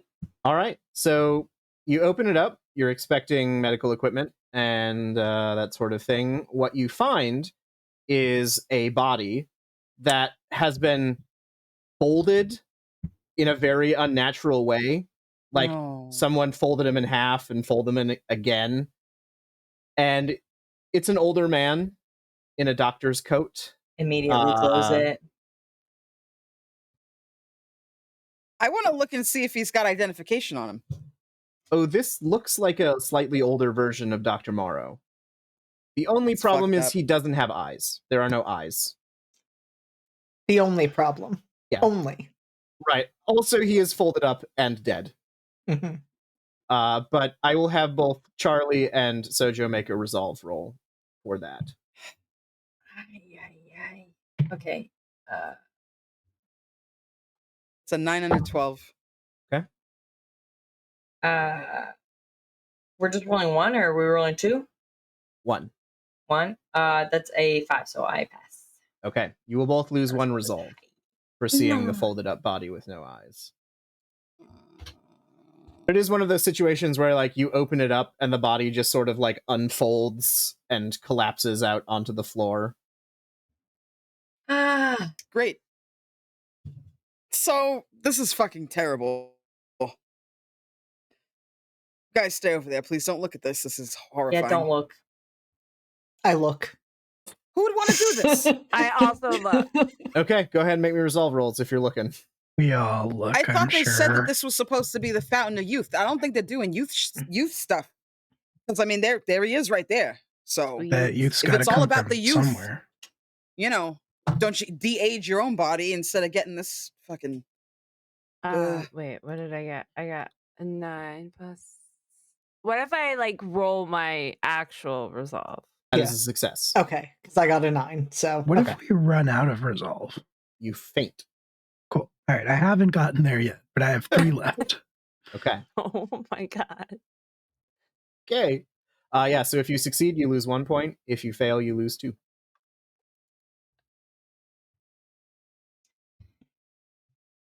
So clearly, we're dealing with like a you still die, but perhaps a younger you is born from Yeah, but some sort of. that old man wasn't dead. He was fucking fapping about. We saw him. He was being real shitty to people. Like moments before we saw the young one. You know, I saw media like this one time. And it was like clones and stuff. Clones. And like, I don't know if they're real or anything, but I'm just saying this reminds me an awful lot like that. You know what it reminds me of? Look over at Gabriel. Secret societies. Why would it remind you of that? Because, you know, they're all like in matching white outfits and stuff. And they all got this blonde hair and the gold eyes.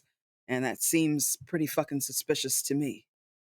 I mean, we don't. I'm not saying it's we your don't secret all society. look like that. I'm just saying. I'm not saying it's your secret society. I'm just saying it seems like there's a secret society afoot in this establishment. That's all I'm saying. In the Does time have that some- you all have been talking, the white bleach stain on the wall has gotten quite bigger. No. It's Oh. spreading onto the carpet and just covering it in white. Covering or making the color go away, who can say? But the entire wall where the mirror is now white, as is the ceiling, or the ceiling is starting to get it, as is the carpet. Can I go over to the wood Mhm. and use some of my toolbox tools and like take a chunk of it or scrape it or something? Absolutely. I'm not even going to have you roll. Great. You can do that, no problem. It's not a stain. The wood itself all the way through, as far as you can tell, is bleached or decolorized. Listen, I don't mean to be rash, but I gotta say, I'm starting to understand why this place was burnt to the fucking ground. You think this has something to do with the fire? That's how I would get rid of it. I'm just saying, I'm not gonna do it. But, I think maybe we could bring some people out of the hotel, maybe save some lives. Because, this is not good. I agree. But maybe if we are still on the plan of the caretaker is the hotel, maybe the murder isn't the fire. Maybe it's this bleach, it's taking the life out of it. Maybe to make new life. Yeah. At that point, you all hear a clock start chiming. Nope. Mm-mm. It's daytime. It starts going. You hear 1, 2, 3, 4, 5, 6, 7 peals. And when you went in here, you have to remember it was 6:30-ish. And then an 8th. And then a 9th. And then a 10th.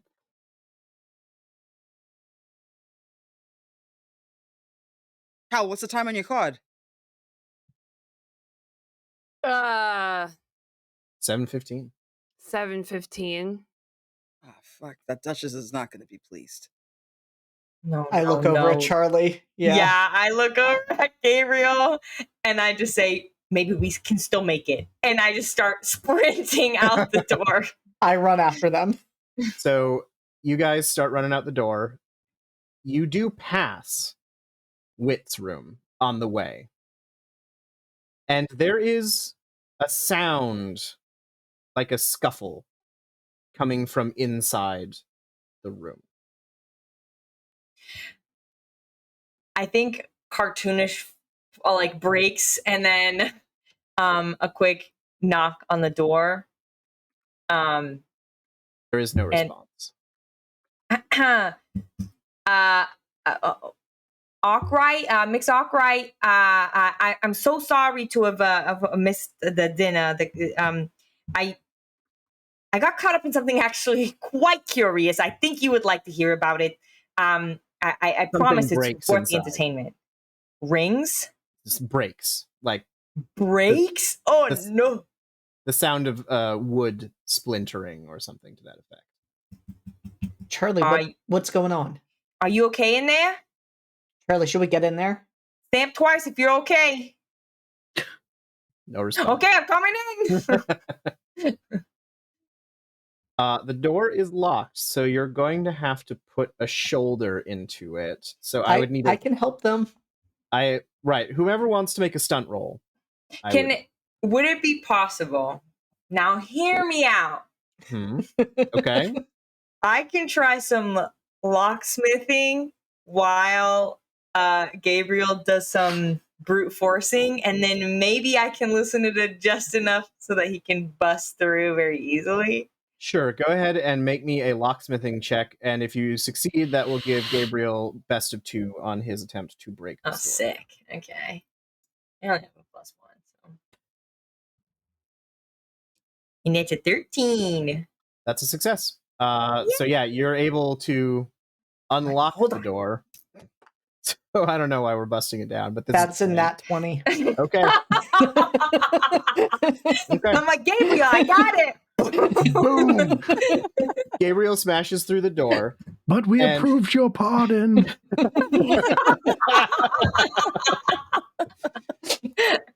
Exactly. And you see Wit's hotel room, which is just covered in their traveling luggage and pieces of random equipment that they've been working on. You don't see Wit in the room, but the bed is destroyed. The bureau is tossed over. The room is in shambles. There are 2 people in this room, though. One of them you recognize as Wit's bodyguard, whose name is Adam, if you remember. Yes. The other is a person who is dressed very similarly to Mannheim Steamroller when you last saw him.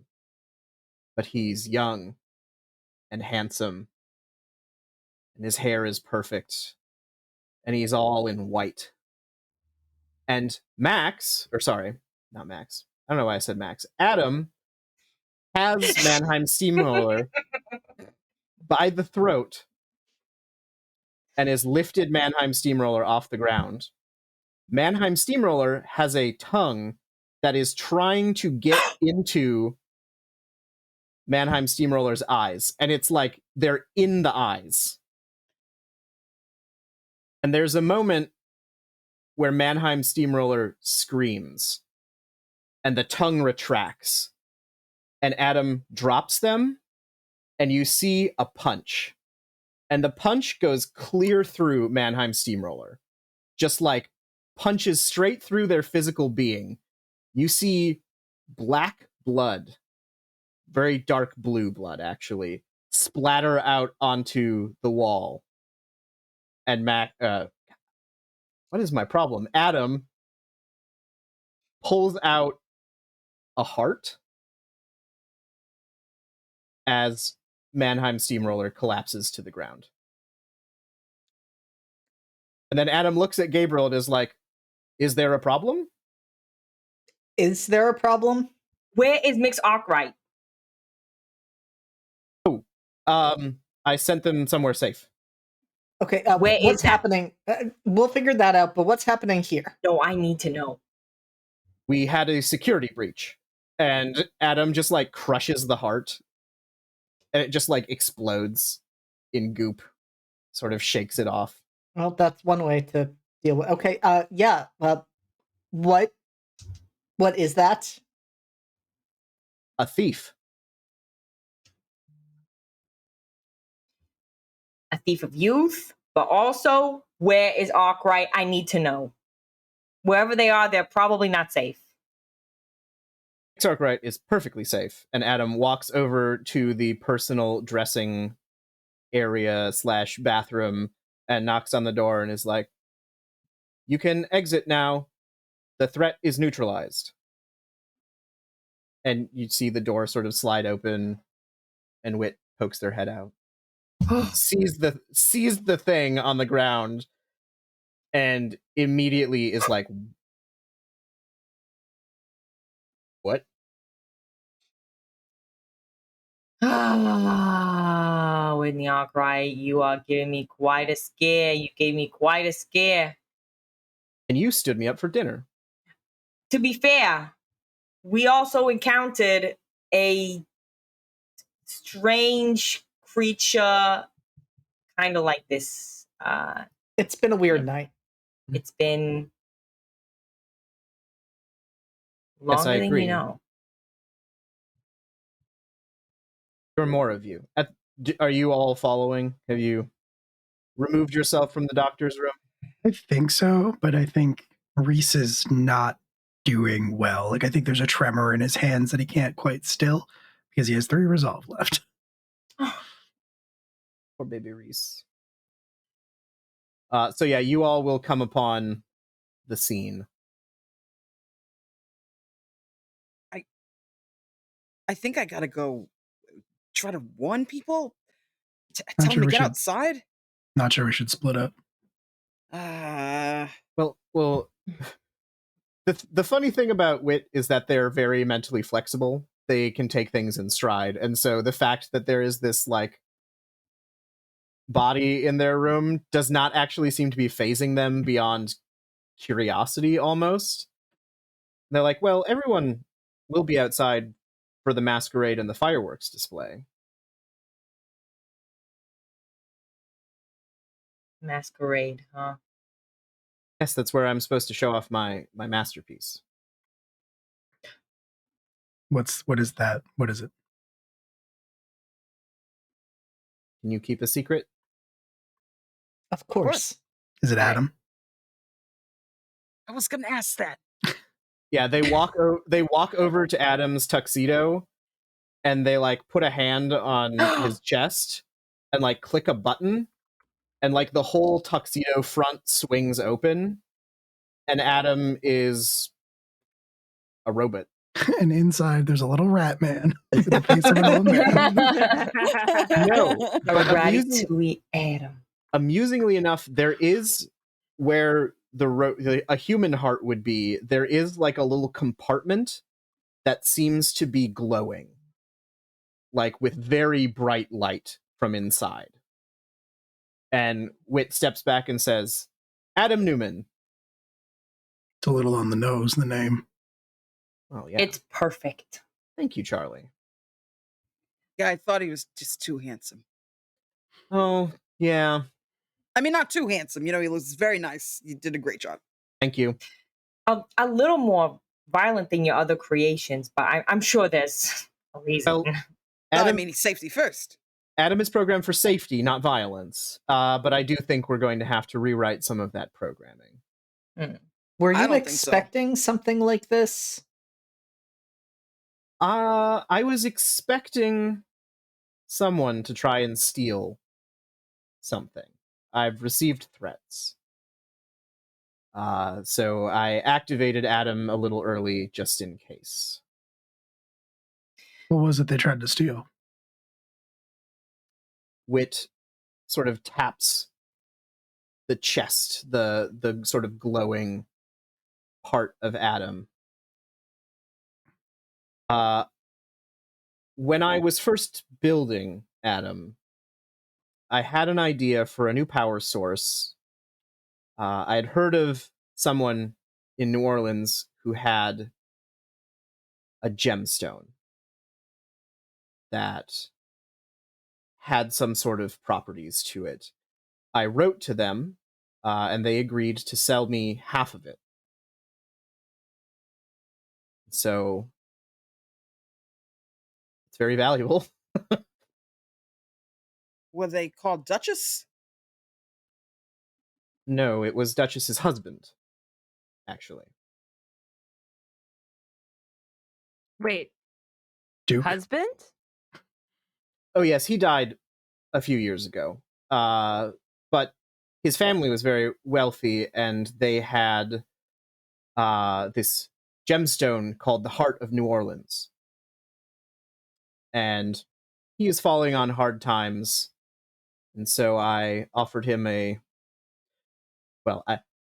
I don't mean to boast, but I had come into a bit of money, and so I offered him really everything I had, and he accepted it for half. Incredible work. The craftsmanship, I would have never known. Thank you. I thought it was Quite- perhaps, honestly, I tried to guess so many times when it was, where I was trying to guess, because I'd heard, I thought maybe like an improved Ratbutt, but now that I think about it, Ratbutt could never be improved. Ratbutt is perfect. There is a squeak, and a much better shape Ratbert sort of scurries out of the corner, gives you a little rat salute. So yes, sir. Mixed art right.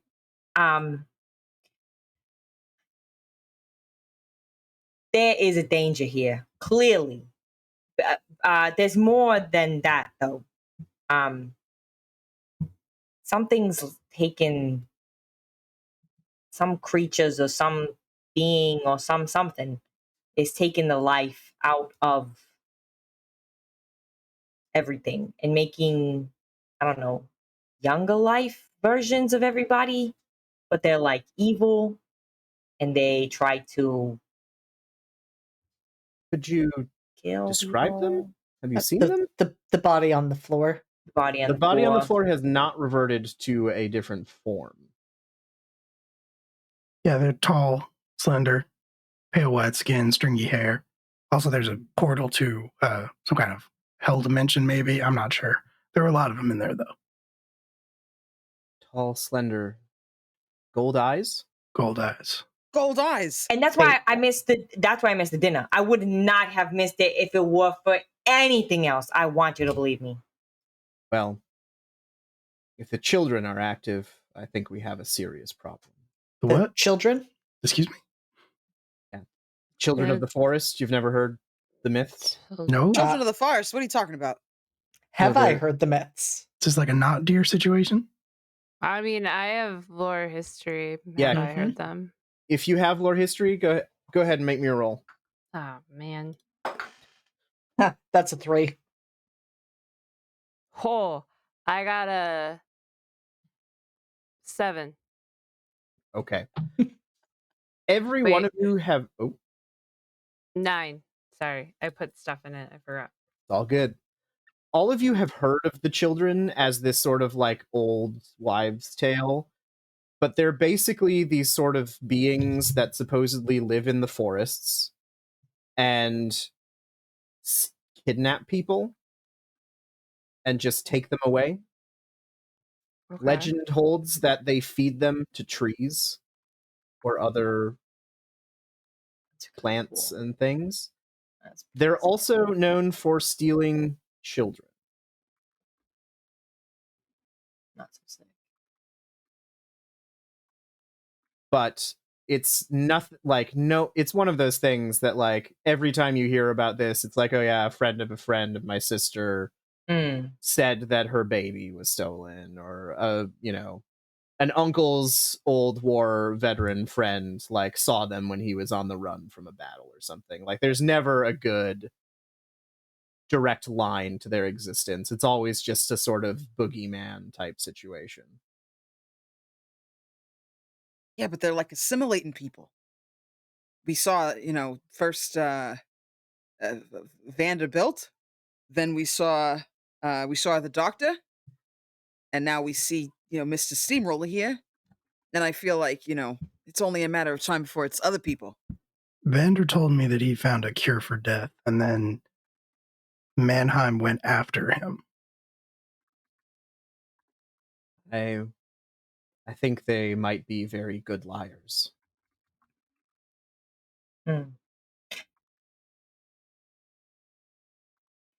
Where you are.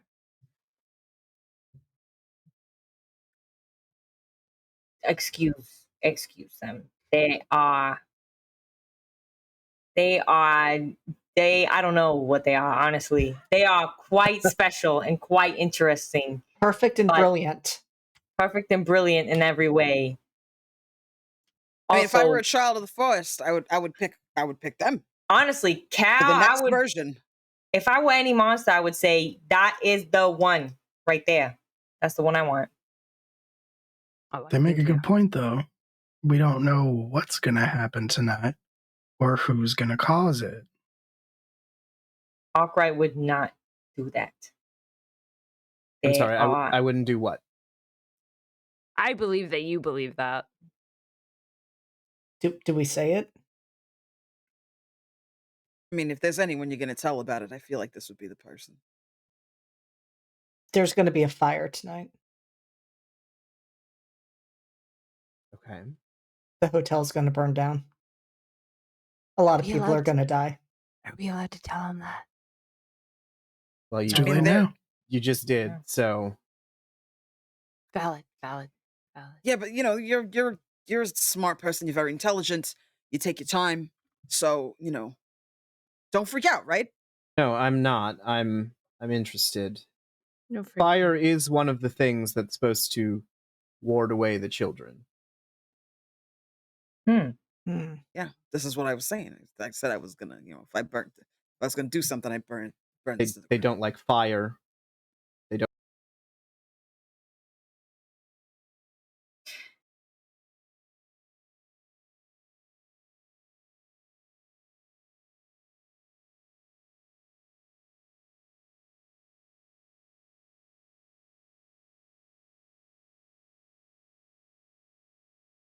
I know this maybe sounds bad, but I do want to reveal Adam at the fireworks display. So be on the lookout for whatever signs of the children that you've seen. Avoid them. This will give me time to calculate, and we'll meet back after the fireworks. Before you leave, can Adam? Is there a reason why Mr. Steamroller came into your room? Adam like swivels his head over to you, and now that you know that he's a robot, it's super clear. Like his mannerisms and his gestures are very stiff and mechanical, and he says he was looking for McArtwright. Said that he wanted to talk to them.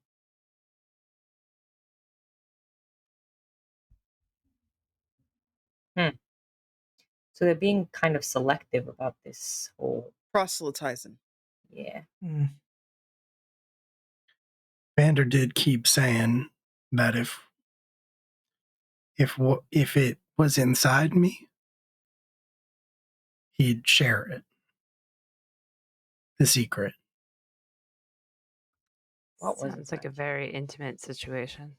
Yeah, uncomfortably so. Yeah. Also, he was very touchy and grabby. He didn't say what it was. He just kept saying if it was inside me. So Well, go ahead. What happened when you turn him down? Did he get Grab me by the throat. like? Y'all saw that part. So we should cut him open and see if he's lying.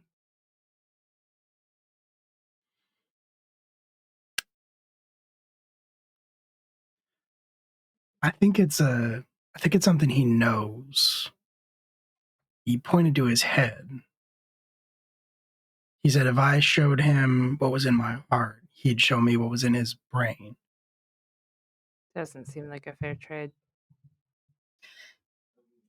The interesting thing is that Dr. Morrow, the potentially real Dr. Morrow, was dead.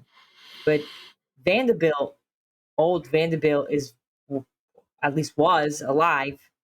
So if we find him, maybe he has more information that we can use.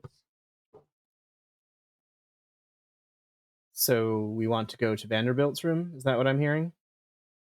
Can we board up the room?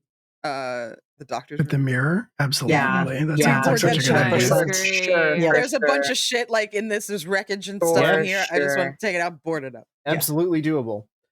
And that probably doesn't take long. Many hands make short work. Do I have any iron on me? Gadget. I have brass knuckles. Would I have a those have knife. would those work? It needs to be pure iron. I was Not going to any say, are we sort of... using Dresden Files rules here? Nope.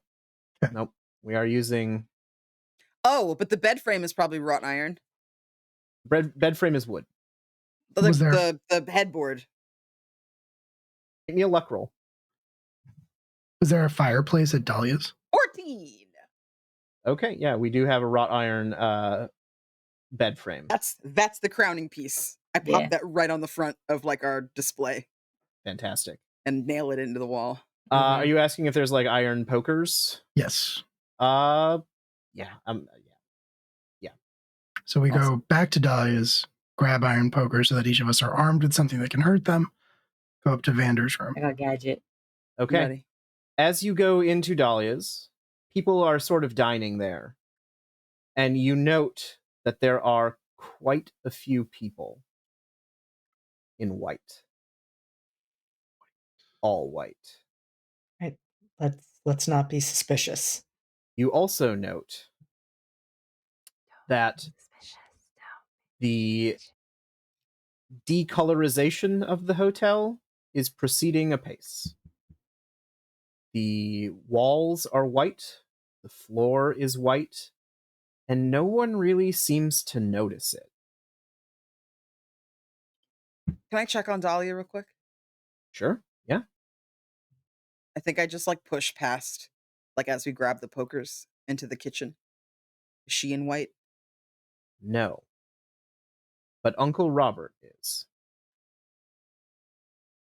Excuse me, ma'am. Can I have a word with you? You the chef? She sort of looks up and is like, "Oh, yeah, I'm sorry, Uncle Robert. Just a minute.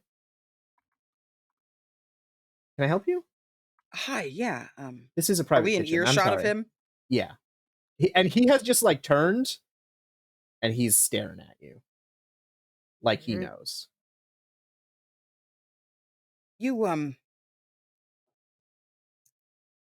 you make such delicious food. I wanted to say thank you. Oh, Uh it's not often and people come in with compliments to the chef. That's kind of old fashioned. yeah, I'm an old-fashioned kind of person. And I think I take out like I have a little like kit with like a notepad in it. I think I just write on it, arm yourself with iron. Stay away from gold eyes. And I like just slide her the note. I take her hand and just kind of try to palm it to her. She takes it and looks at it. You get a You confused look. you keep that to yourself. That's just a little tip. Just from me to you. But good luck with the Duchess. She seems to Oh. care a lot about you. Would you like to make me a persuade check?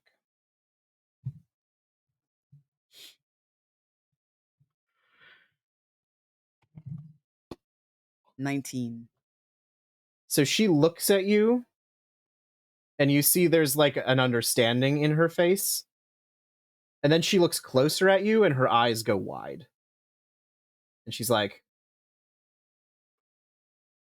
and you can see her eyes like flick back to where Uncle Robert is standing.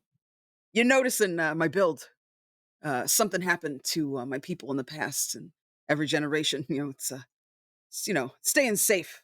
Got to make sure you eat your vegetables, your milk, drink it, get nice and strong, because sometimes you don't have what you need. She gives you an understanding nod. It's like, thank you very much for the tip. I would feel bad with letting you go with nothing. And she sort of bustles over to a corner and she takes something and comes back and just tucks this little book in your pocket. Oh, thank you so much, ma'am. That's much appreciation. I'll keep it safe. Please do. It's important. Sir? Sorry to interrupt. He He seems gives you very nice. He gives you a wave and is like, wouldn't mind talking to you as well if you have time. I've got to be getting back to my companions, but maybe after the fireworks? Oh, I think the fireworks are going to be something special. Yeah. Tip my cap to him and back out of the kitchen. All right. Like staring at them the whole time. You see her reach over and just start making something in a cast iron frying pan. Like that's the last thing you see as the doors close. All right, so we are heading up to Vanderbilt's room. Yes, with fire pokers. With fire pokers made of iron. Everyone seems to be, like, the halls are empty at this point. People seem to be starting to head outside for fireworks. So that's probably happening momentarily. But you get to Vanderbilt's suite, and the door is just ever so slightly ajar. Never a good sign. Hate that. I'll open it. I'll sort of start to open it and peek around cautiously, but So there is a figure on the bed. And there is another figure standing over it. And the figure that's standing over the figure in the bed seems to be just like caressing the face of the prone figure. And when you look up Vanderbilt the First standing over an older version of himself, says, "Oh, I wondered when you were going to show up." can I just swing at it? Try to hit it in the side of the head with a iron poker? What is your There's a skill for this, which is melee. We'll talk about that in a moment. But I need to remember what it is. What is your reflex score? Not your modifier, but your score. 13. Okay. You can, but you do remember that this guy is incredibly fast. Right. So you can absolutely try for like element of surprise, get to him. I will make a reflex roll for him to see if he is able to stop you. I rolled a 19 plus 5. But he needs to roll under 13, so he fails. No, that is a success. So, like, you just run into the room, take a swing at him, and he grabs your wrist. And do you have stunt? Like, do I have as a skill? points? Yeah, I mean, I don't have any points in it. Okay. But I have a +1. Okay. So we're going to do an opposed stunt roll. Okay. Because he is going to try and disarm you. Can any of us like help in any way? Yeah. After we do this, we will have that. Okay. Go. What'd you get? Did you get 18? I got a 14. Okay. You 15. feel okay.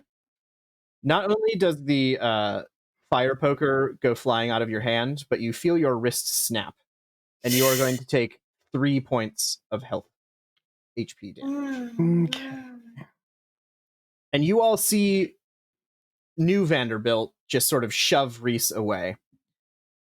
And then we will be able to act in initiative order, which is to say we will act in reflex order. The one thing I will say about this room, completely white.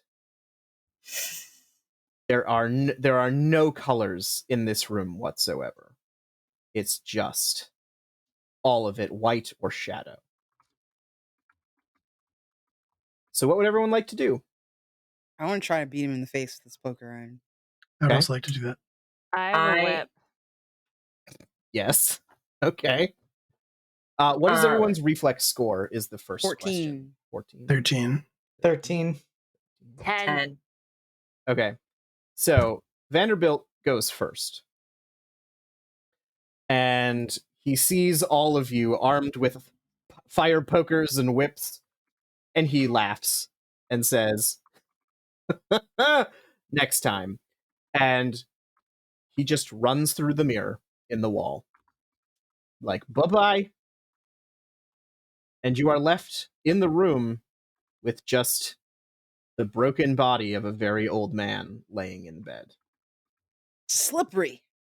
Did you say next time because we're ending the episode there, and it's going to be next episode when we? Okay, cool. Right. Not quite. There's just another little thing I want to do before we. Oh, cool. Oh, no. Oh, okay, cool. We Just want a to little torture you thing. just a little bit more. Just a little bit. Don't worry about it. I think Sojo like breaks up the bed and grabs the iron from and does the exact same thing to this room. Okay. Just like Reese will check on the real ? Vanderbilt. Mm-hmm. So he is also just like incredibly pale, but very dead, missing eyes, neck broken. I don't think he's going to make it. No.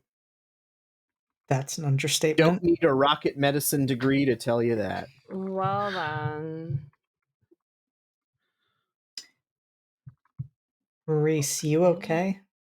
I mean, he broke my wrist pretty easily, but I've had worse. do you need medicine? I can make you a compound. Not sure a compound's going to do much, but there is enough fabric and things if you want to create some like a splint or I know, but I could make medicine with my herb pouch. I have a pouch to do stuff with. Okay. I have nurse stuff. Yeah, I'm not going to turn it down. Do you guys want to take a few minutes to make your compounds and roll your nursing? Yeah. So Cal, that would be a nurse physical roll to get Reese sort of bandaged up and protect the bone and set it correctly.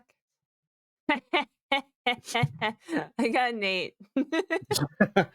Reese, it's a little painful and not very effective. I'm I sorry. got a 2 on my compound. Just ignore me. absolutely have no regard to your pain as I'm trying to Yeah. follow the steps I learned in a book one time It's very, about how to do maybe something like this, perhaps. very tight. It's Yeah, Reese cutting doesn't off let it show. circulation. But he hurts. I wrapped it with an ace bandage. Amazing. Yep, that's about right. And Sojo, you need water to do your compounds, and I guess there isn't any. So you're you put everything together, you mix it all up just right, and then you're like, fuck. I'm missing one ingredient, and it's the main one I need. Is there a private bar in Vanderbilt's room? Sure, why not? Yeah, Reese is just gonna walk over to it and pick up a bottle of liquor and pull the cork out with his teeth and start drinking because the closest thing we have to painkillers. But are you sure you want to drink that from this room? I want to eat the lobster roll, but he's gonna eat this fucking thing. That's I fine. don't think he tampered with the whiskey. Everything is white, right?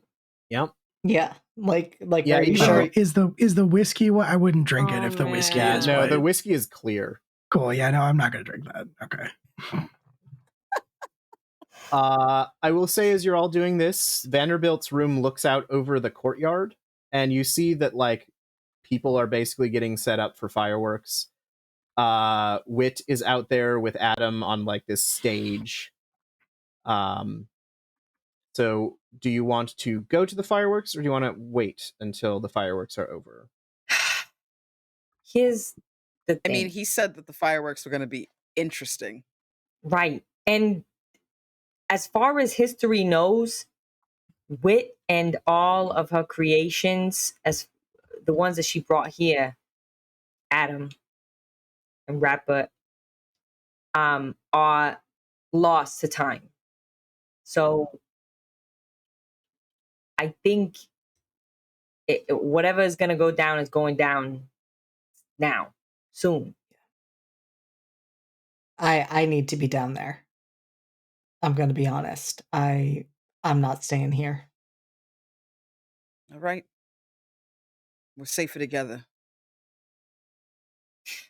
All right, so you guys head down to the courtyard, and you see some familiar faces. You see Fisher Ames McDonald, not in white, still Okay. seemingly in his That's good. evening wear. But there are a good number of people who have been replaced, including, perhaps most disconcertingly, Duchess Des Moines.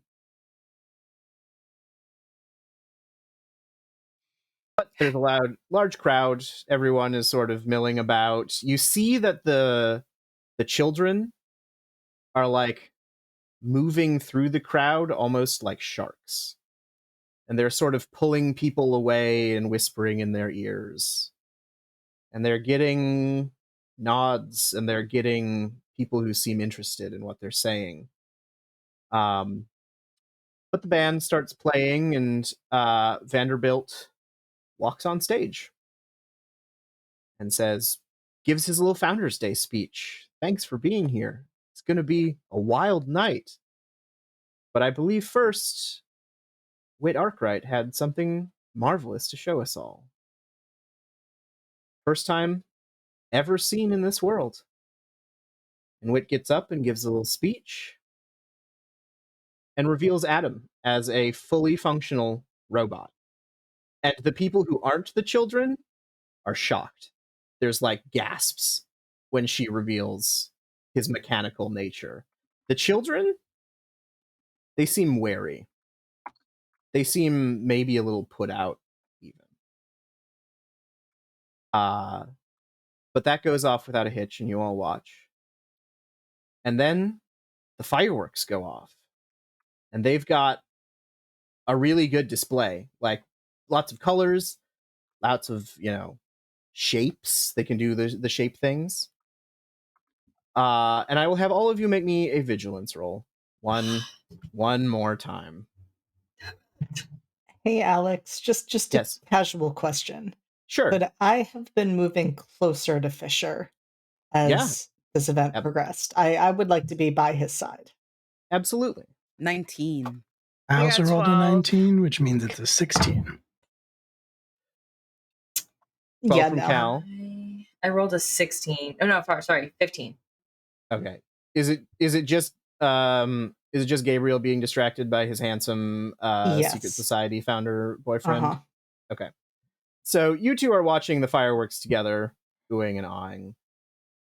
The others of you, you know something's up, so you're watching the stage. And you're watching Adam, who is watching the fireworks. And as these strobing lights are going off in front of him, you see his eyes do this weird, like, flick, flick, flick thing. No. And far too fast, because the crowd is there and there is a lot of people between you and this stage. There's a George Washington impersonator on stage who's got an axe. No. And you see Adam grab the axe and in one very fluid motion brings it around and swings it right into Wit. Right into their side. Their scream is muffled by the fireworks going off. And you see even Vanderbilt, who is on stage, looks a little shocked. And then Adam turns around, brings the fire axe over his head, and brings it right down on Vanderbilt, whose head splits open like a melon. Blood flies everywhere. And now people have started to notice. They're screaming. People are starting to jostle and run. The children are kind of freaking out. And then you hear a scream from up the path, or down the path, I should say. Almost human. As the form of the not deer comes slowly walking up. And the final thing we'll do tonight is cut back to the present. Outside the burned hotel, the not deer is standing near the bridge. It's burned, it's got electrical burns on its face. And it seems to be waiting for something. And the something that it's waiting for is Philip Golightly. And Philip crosses the bridge out of the fog. And he puts his hand on the flank of the not deer. And as he does so, the glamour that was covering his features fades. And you see one of the children standing there. And Philip, or what was Philip, looks up at the not deer and says,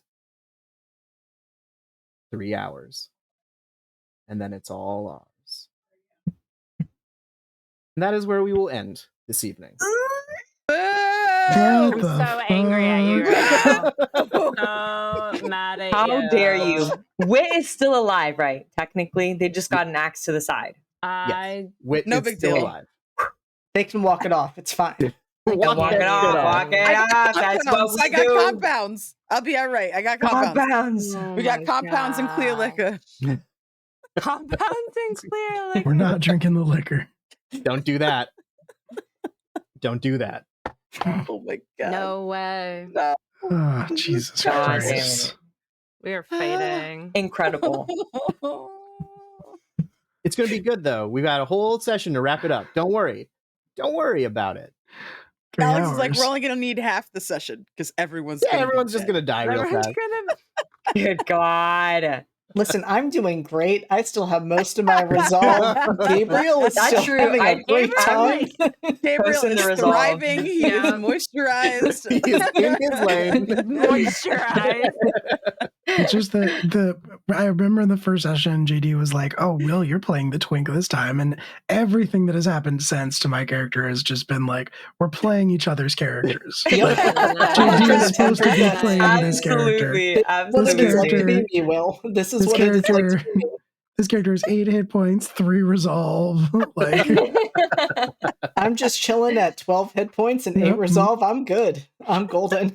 Yeah, I'm coasting with my result. That's for sure. I can just give you guys a quick taste of how much damage the not deer can do on a turn. No. No. Is it I more don't than wanna 8? know. I'd like to find No. out. I'd like to No. find out as a surprise. Okay, as a Yeah, surprise, It's a surprise. great. Yeah, Yeah. a little treat. Yeah. A As a little little treat. we'll A find out treat? next week how much And damage the no. not deer can do. You know what? Better than a surprise, an Easter egg where you just share this information with us after the fact because it never becomes relevant. Oh, I No. like An that Easter one. egg I like that where one. after we save the day, we find a piece of paper that's like a drawing of the not deer and being like, it does this Oh, damage. stats. And we're like, Yeah. wow, crazy. Man, Cool. we Would have really been bad dodged if a it hit bullet. us.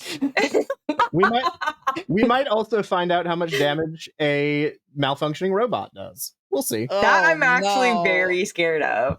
Yeah, that's not Mhm. good. Not Gonna be great. great. The rules have been fantastic. They've been so good. Yeah, it's They've been been so fine. good. No, it's fine. I'm an engineer. I can do Bonomest, Everything's right? great. Bottomest. Absolutely Bottomest, bud. wonderful. It's fine. Well, let's go to bed. Yeah, let's go to bed. That was lovely. Everybody have great sleep.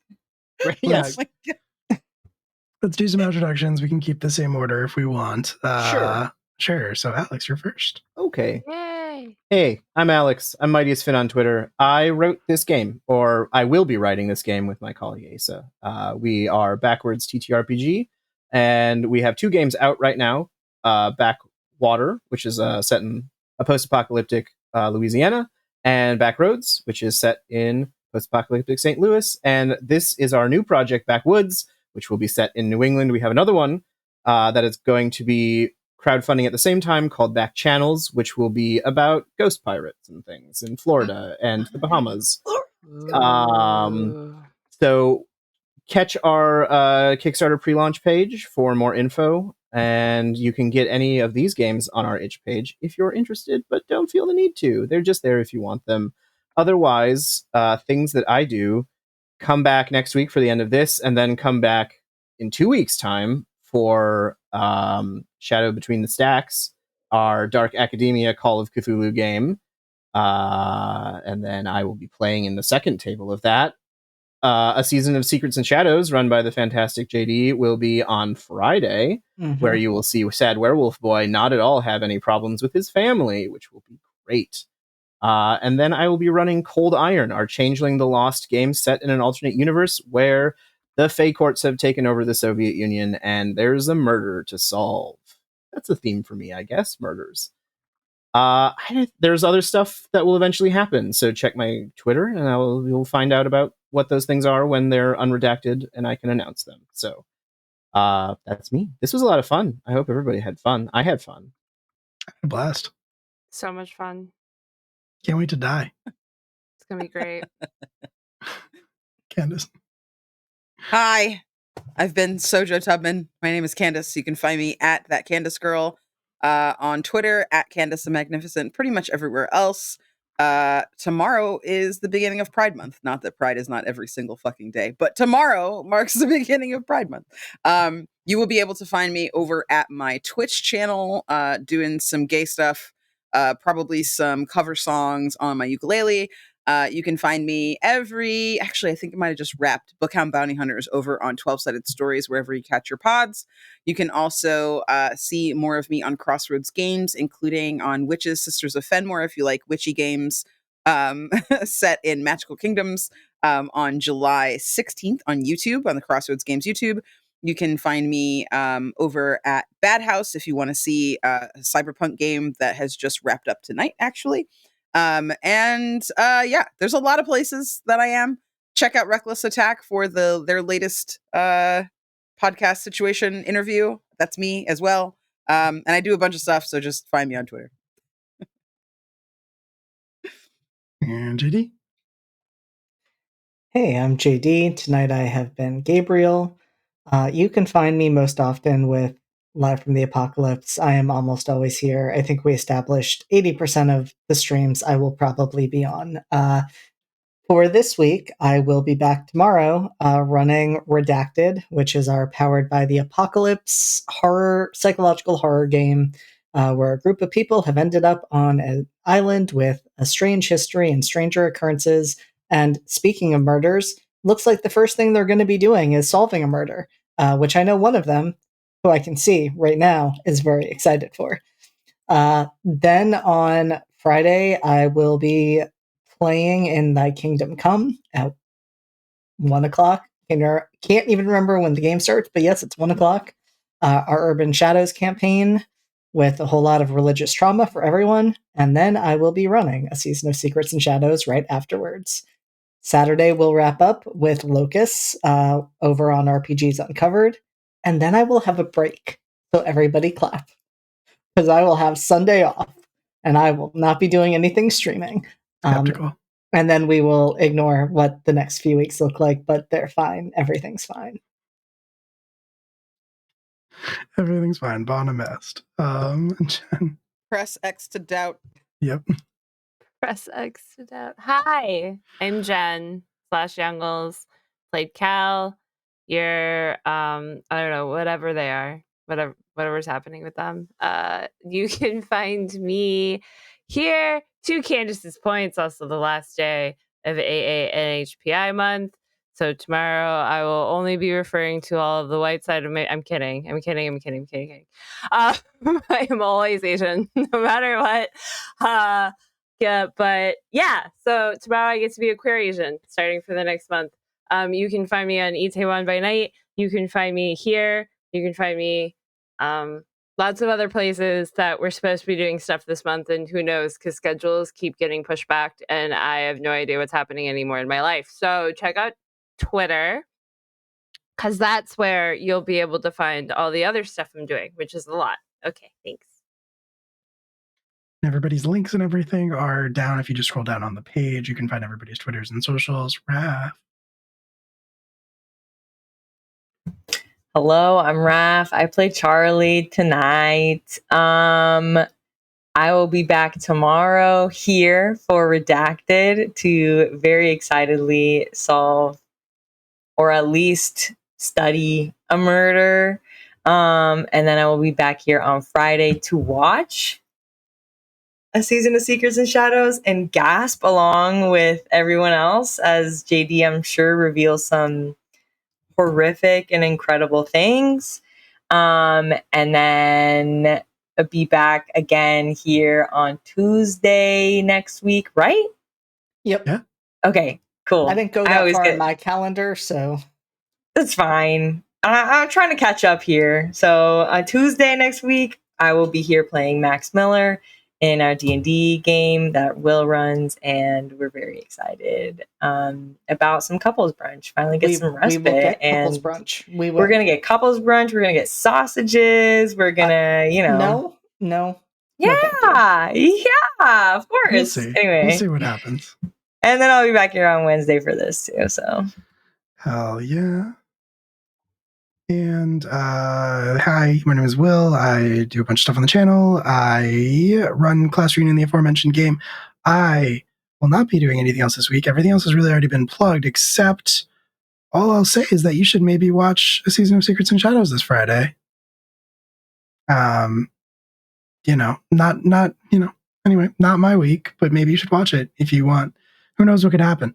Anyway, and I think that's pretty much everything. We have podcasts that exist. Cryptic Community College is not about to start recording season 2. We're recording season 2 starting in August. But season 1 is out there on your podcast platform of choice. Monster of the Week, set in West Virginia, and Academy H, our mass actual play podcast where you can hear JD that I run is out there. There are a bunch of really good episodes of it. And at some point, there will be more episodes of it when I can edit again. And that is pretty much everything, I think, from us here at Live from the Apocalypse. So there are a couple social media links in the chat. If you're not already following us, feel free to do that. There's a Discord link as well. If you want to join that, it's a great place full of great people. We would love to have you be a part of that community. And there are also, furthermore, 2 raid messages in the chat. If you happen to be subscribed, we're going to raid somebody, by the way. If you happen to be subscribed, you can grab the first one. If not, grab the second one with the raccoons. Anybody else got anything they want to add? We love you. All right. We do. We do Me love too. you. We're going to go say hi to some of our friends who are playing on the Lost Caravan. So come along for the ride. We'll say hi, be friendly, raid message if you want to. But I think on that note, we're done. So say good night, everybody. Good night, everybody. Night, everybody. Yay! Night, everybody.